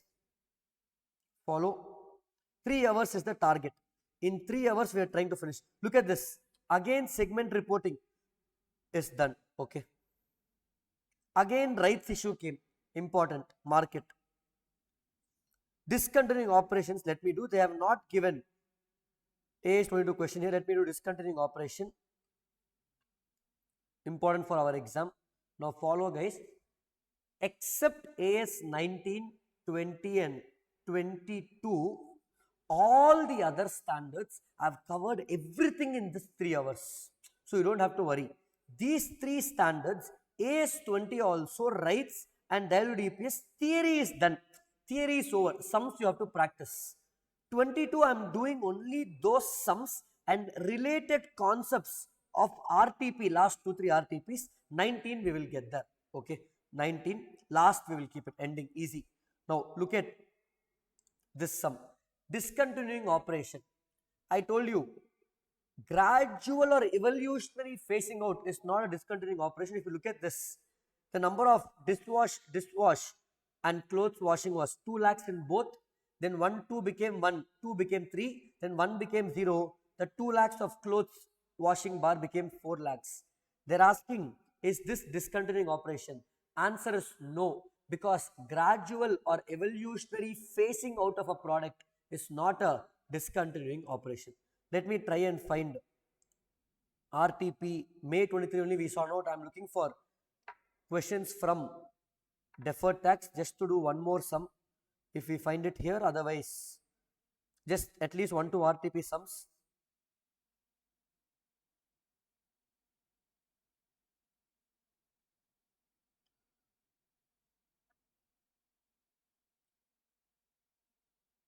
Here they have asked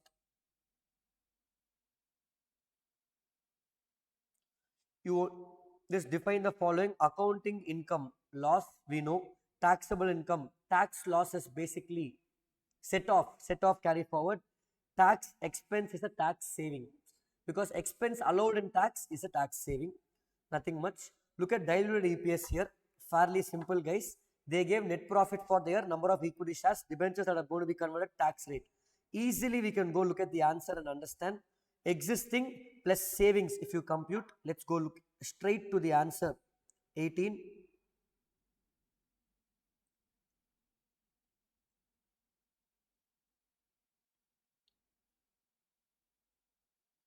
So if you see here, first basic EPS is computed as 37,50,000 divided by 5 lakhs 7.5. That is basic EPS. Diluted EPS is very easy guys. If you look at this, existing earnings is 37,50,000. Add interest of current year 4 lakhs. Less tax saved on interest, I told you 30% into 4 lakhs minus adjusted net profit. Diluted earnings is 40 lakh 30,000. Number of shares already given is 55. Conversion plus 55,000. So new diluted conversion is 5 lakh 55. Diluted earnings is 40 lakh 30 divided by 5.5, 7.26. What is basic EPS? 7.5. Now 7.26. Therefore, EPS is decreasing. Therefore, we will call it as diluted EPS. If EPS is increasing, it is not diluted EPS. You should not report. If EPS is increasing in diluted EPS, do not report. Are you following guys? Understanding? Hello? Now, next one, follow in EPS. Sir, what if I have loss? Numerator is a net profit and loss divided by number of shares. Can I divide? Yes, EPS can be negative also. Diluted EPS negative means loss should increase. So if basic EPS is negative 5, diluted EPS will be negative 7. You can report. If basic EPS is negative 5 and if diluted EPS is negative 3, don't report, because it's a gain for me. Never tested a concept like this. They might test in exam.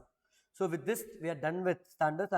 Let's see if we can find just in the last RTP available here. I'm trying to do all RTP questions for deferred tax so that at least few sums are done. Study mat you will anyway be knowing. I just hope the tax holiday question is there here. Let's take that guys.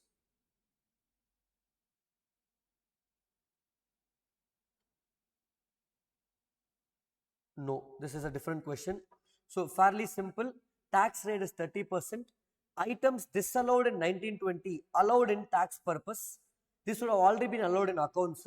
Interest to financial institutions in accounting books on accrual basis, but actual payment in tax books 20 lakhs. Donations to private trust not allowed under income tax law. Now, because of these three transactions, you plot these three transactions, guys. Your accounting profits and tax profit will change.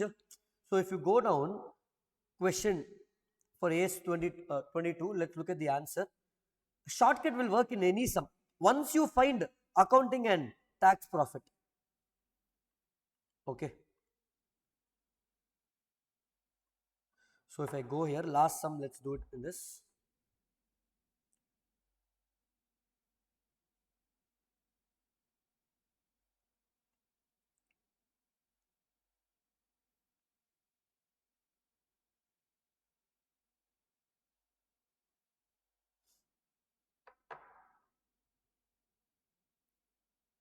Okay, they're only asking us impact. So if you look at this, disallowance as per IT Act of earlier years, interest to financial institution. If you see, it is the first one. If you see, yeah, okay. Three things. First, tax payable for earlier year was higher. Disallowance as per IT Act. So if IT Act we have disallowed, tax profit will be high. Accounting profit will be low. So since accounting profit is low, look at this, guys. Disallowance as per IT Act. So disallowance as per IT Act means tax profit would have been high. Accounting profit would have been low. So from accounting profit, I have to go up. So if I have to go up, I have to credit my P&L. Crediting my P&L is debiting what? Deferred tax asset. So first case, deferred tax asset. Are you following, guys? Second case, interest on financial institution allowed as per 43B. If you pay before due date, in both cases, if it is allowed, tax and accounting profit will be same. Therefore, not applicable, no impact, no difference. But if it is not allowed in income tax, it will be high. In books, it will be low. Again, I have to increase, then deferred tax. Here it is allowed because it's paid before due date. So both profits are same, so not applicable. Last, donation to private trust. In income tax, it is disallowed. So income tax profit is high. In books, it is allowed, so it's low. There is a difference, but this difference, donation, is a disallowance forever. It will always be a disallowance. Therefore, this difference will remain forever, which is a permanent difference. So no need to create DTA or DTL. That's what is given here. Following, guys. Okay. So for AS 22 alone, I have taught you the shortcut and we have done a few sums. Also do a sum of tax holiday. That's the only thing left. Tax holiday is basically the period in which no tax is to be payable. For that period alone, no need to create DTA or DTL. So with this, I will close deferred tax. Limited discussion to the last 4 RTPs only is done. Okay. Now, last one, AS 19. Let's do a few important things over here. AS 19, with that, we can do one sum, understand few basics and close. AS 19, I am going to focus my discussion just for you to know some familiar basic terms. Okay. AS 19 is classified into finance lease, operating lease. Follow, guys. Let's say we have Zomato and we have, let's say, Arun as an employee of Zomato, and Zomato has taken a car from Hyundai for Arun to use. With the example, I'll try to explain all the terms for you. Okay. Zomato took a car from Hyundai on lease. Assume the car today, if Zomato is going to buy, they will have to pay only 5 lakhs. But they took the car on lease for Arun for 3 years, where they have to pay 2 lakhs plus 2 lakhs plus 2 lakhs. Okay. Following, guys. So, who is the person who took the car on lease? Zomato. He is known as lessee. Who gave the car on lease? Hyundai. He is known as lessor. What is the fair value of the asset? 5 lakhs. Why? Because today if I pay for this asset, I will get how much, guys? 5 lakh rupees. I am limiting only for our sum. So today if I pay, I will get 5 lakhs. Zomato will be paying to Hyundai every year 2 lakhs, 2 lakhs, 2 lakhs. Correct? So we understood the basic term lessor, we understood the basic term lessee. Are you following, guys? Now, lessor and lessee is clear. At the end of the lease period, what Zomato is going to do, they are going to pay 2 lakhs plus 2 lakhs plus 2 lakhs. But are they going to buy the car? They will buy the car. So assume the last lease payment is a small amount of 10,000. Generally, if you see, this is rent to use the car. But 10,000, Sale of Goods Act says for transferring ownership, there has to be consideration. So just assume for our example, Zomato is paying 2 lakhs plus 2 lakhs plus 2 lakhs, but an optional 10,000 if they want to buy the car and get the ownership. If they want to buy and get the ownership. If they don't buy the car and get ownership, Hyundai will get the car back and they will sell in the market. Assume residual value is 50,000. This is the transaction. What's the transaction? Zomato took a car on lease from Hyundai for 3 years where they are paying 2 lakhs, 2 lakhs and 2 lakhs in each of these 3 years. If they purchase today, they would have paid only 5 lakhs. End of the lease period, optional to pay 10,000 to buy the car. If they pay 10,000, Zomato will get the ownership. If they don't pay 10,000, Hyundai will get the car back and they will sell for 50,000. Now, what is the residual value of the car? 50,000. The lessor, Hyundai, from Hyundai's viewpoint, how much of that residual value they will definitely get? 10,000. Because if Zomato is not paying 10,000, I will sell and get 50,000. But if Zomato is paying 10,000, I will definitely get 10,000. So, we classify residual value as guaranteed residual value, unguaranteed residual value. This standard is all about terms. I am trying to make you familiar with the terms. With one example, then you can see sums. So, residual value is classified as guaranteed residual value and unguaranteed residual value. In our example, residual value is 50, GRV is 10,000, UGRV is 40,000. Who pays GRV? Lessee. Who gets UGRV? Lessor if lessee is not paying GRV. Are you following, guys? Only if Zomato is not paying 10,000 UGRV, then Hyundai lessor will get full amount of UGRV and GRV. So residual value 50 is broken down as 10 plus 40, which is GRV plus UGRV. So what are the terms we learned, guys? We learned 3 terms: lessor, lessee, and we learned residual value GRV, UGRV and RV. Fine. And we also learned fair value. So 3 buckets: lessor and lessee. Money, if you pay today and buy the asset, fair value of the asset. Money paid at the time of end of the asset. If lessee pays, he gets a discount in paying in residual value 10,000 GRV. If he is not paying, Hyundai will sell it and earn residual value. So that component of residual value which he will definitely get is 10,000 GRV. That component that he will not get is 40,000 UGRV. Now Hyundai in this project, how much have they invested totally, guys? How much have they invested totally? They invested 5 lakhs, which is the fair value, or let's call it as net investment in lease. What I'm investing? Expecting a return of 2 lakh plus 2 lakh plus 2 lakh, and assuming the other party does not buy the asset, you will get 50,000 residual value. This 2 lakh plus 2 lakh plus 2 lakh is called as EMI, correct, but it's called as lease rental. It's called as lease rental. We don't use the word rent, it's lease payment.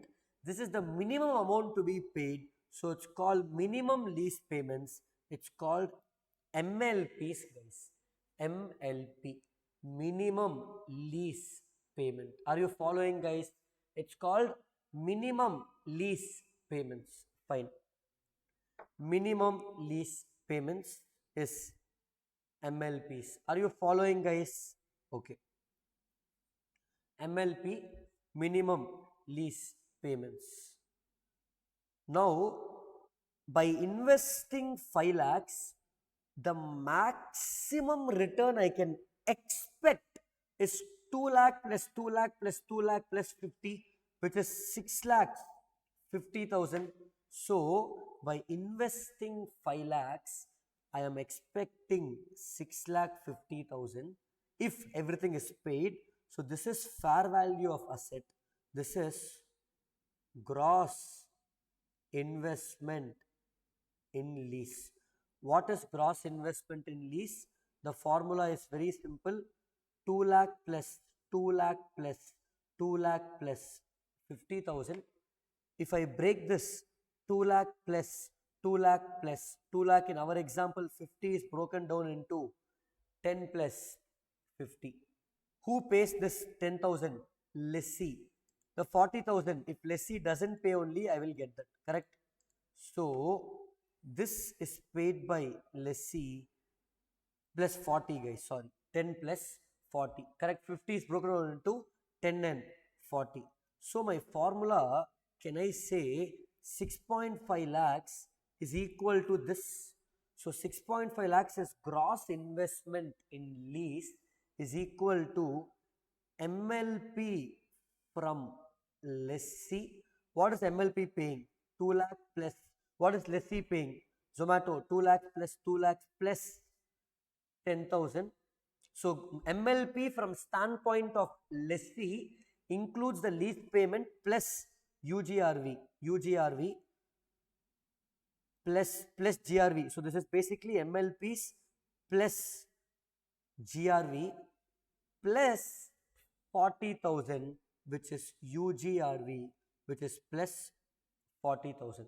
So, can I say the gross investment in lease, the gross investment in lease 6.5 lakhs is equal to 2 plus 2 plus 2 plus 10 plus 40. Maximum return I can expect. Will I get this? I don't know. But maximum I can expect is so much. Correct, guys? So, 2 lakh plus 2 lakh plus 2 lakh plus 10 plus 40. So, MLP from standpoint of lessee, 2 lakh plus 2 lakh plus 2 lakh plus 10,000. GRV plus 40,000. UGRV. This is the maximum return expected. 6 lakh 50. When you will get this? You will get 6 lakh 50 in the next 3 years. Because I am paying here 2 lakhs for 1, 2, 3. For the next 3 years only I am going to pay this. Correct, guys? For next 3 years. So, this, if I am getting 100 rupees after 3 years, what is the present value today? You know this concept, time value of money. Sir, getting 100 rupees after 3 years is not equal to getting 100 rupees today. So, I am getting the 6,50,000 gross investment in lease in the future. What is the value of that today? So, I will find present value of gross investment in lease. So, what is gross investment in lease?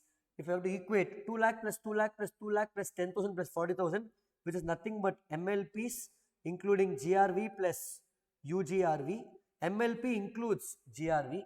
I will find the present value of gross investment in lease. So, basically I will do present value of MLP inclusive of GRV if lessee is paying plus UGRV. Assuming the present value comes out to be how much? This left hand side is 6,50,000. So, this side, on the left hand side, GIL, we have 6,50,000.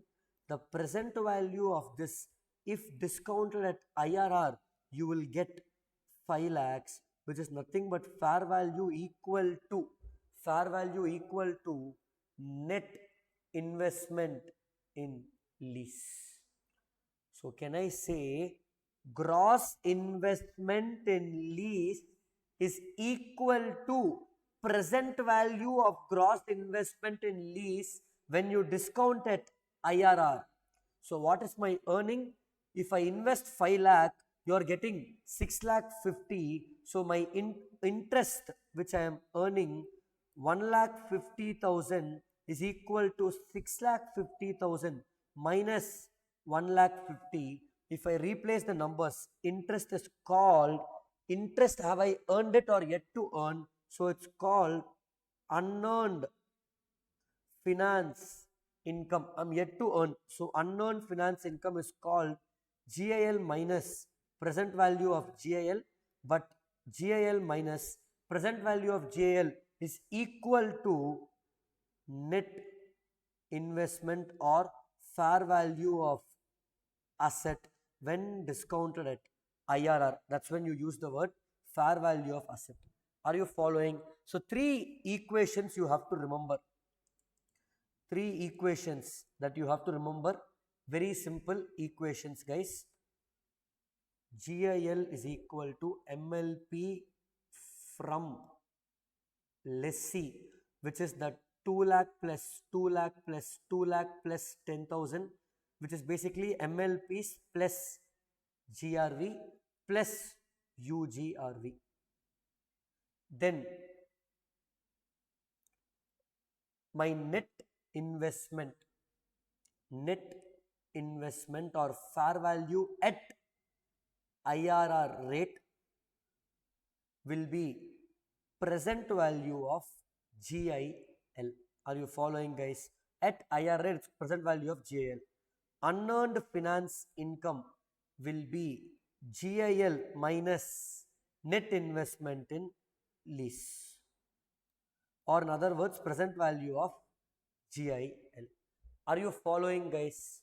Now, when you are doing accounting in the books of lessee, when I am doing accounting in the books of lessee, guys, in the books of lessee, I will consider only this, which is 2 lakh plus 2 lakh plus 2 lakh plus 10,000. You will not consider UGRV because lessee is not going to pay what? UGRV. But when I am doing accounting in the books of lessor, I will consider UGRV also. This is limited discussion to explain what the terms are, just to do the one sum which is in our RTP with respect to AS 19, so that at least we have seen this sum. JR Limited took a mission on lease from Deluxe. Identify who is the lessee, who is the lessor. Lessee is JR, from Deluxe is the lessor. The fair value being 11 lakh 50,000. Economic life of the asset as well as the lease term is 4 years. Okay. At the end of each year, lessee pays 3 lakh 50,000 to lessor, MLPs. JR has guaranteed residual value of 70,000, GRV, on the expiry of the lease. However, the estimated residual value is only 25,000. Okay, here UGRV is negative, GRV is 70,000. Okay, IRR rate is 10%. What is the value of mission to be considered by JR Limited for the value of lease? Who is JR? Lessee. So in lessee's books, I have to recognize a liability of what I am going to pay. What I am going to pay is 3,50,000 will be paid in 4 years, plus in the 4th year I will pay 70,000. Let me put in simple terms. What I am going to pay is 3,50,000 into 4 plus 70,000 in the 4th year. But this I am going to pay over many years. I want to find the present value of that, because that is the liability of future liability values. So basically, I am going to pay in this question 3,50,000 will be paid in year 1, year 2, year 3, year 4. And in year 4, I will again pay 70,000 of GRV, and this year I will pay 3,50,000. This is the future cash flows. I want to find out what will be the value today of all of this present value of GIL, and that will be my computation, and that will be my liability. So simply go find the present value of all of that. If you go to the sum, the total amount I am going to pay is 3 lakh 50, 3 lakh 50, 3 lakh 50 and 4 lakh 20, nothing. Year 4 I am going to pay 3 lakh 50 plus 70,000 of GRV. So total I am going to pay 4 lakh 20. Discount rate will generally be given in question, IRR rate. Find the present value. So liability to be recognized is 11 lakh 50,000, 56,960. But however, the question says, if you see, the fair value of the asset is 11 lakh 50. That means if you buy today, it's only 11 lakh 50. But the present value of everything is 11 lakh 56. That means you are paying more than what you should pay. Therefore, you will recognize liability only at 11 lakh 50. Huge concept. For exam purpose, find present value. Compare with fair value of asset. 11 lakh 56 compared with the fair value of 11 lakh 50. Whichever is lower. Whichever is lower. Let's do one more sum in lease. Just for our control. Again, they asked JL Limited in one more exam. Same RTP. Leave it. Let me do AS. We are in answers. Let's see questions. Yeah. Quickly, guys. One or two questions and then we'll close. Just to do RTP questions of AS 19. So if I can go back to our questions. AS 19. This is about sale and lease back and what is finance lease and operating lease. Easy one. Have a look at that. Let me do this sum. Computation of unearned finance income. Okay. These two questions needs some more concepts. So I will end by saying AS 19, we did only the latest November 23. Here I am focusing in AS 19 mainly on terms for you to learn. Terms for you to learn. Detailed AS 19, in a marathon half an hour, we need 2 hours at least. So description of this video, maybe I will try to share AS 19, 20, 22 alone, separate videos if you have the time. But if you have already learned, you are good to go. So again, to conclude, we have done all the standards in detail, all questions. AS 20, EPS theory is done, practice more sums. 22, deferred tax, I have mainly focused teaching you on the shortcut. And AS 19, we have learned what are the basic terms. Now it's only going in application of that. So in 3 hours, we try to cover all the accounting standards, guys, and that's the idea of it. So thank you for staying till here and all the very best for the exam.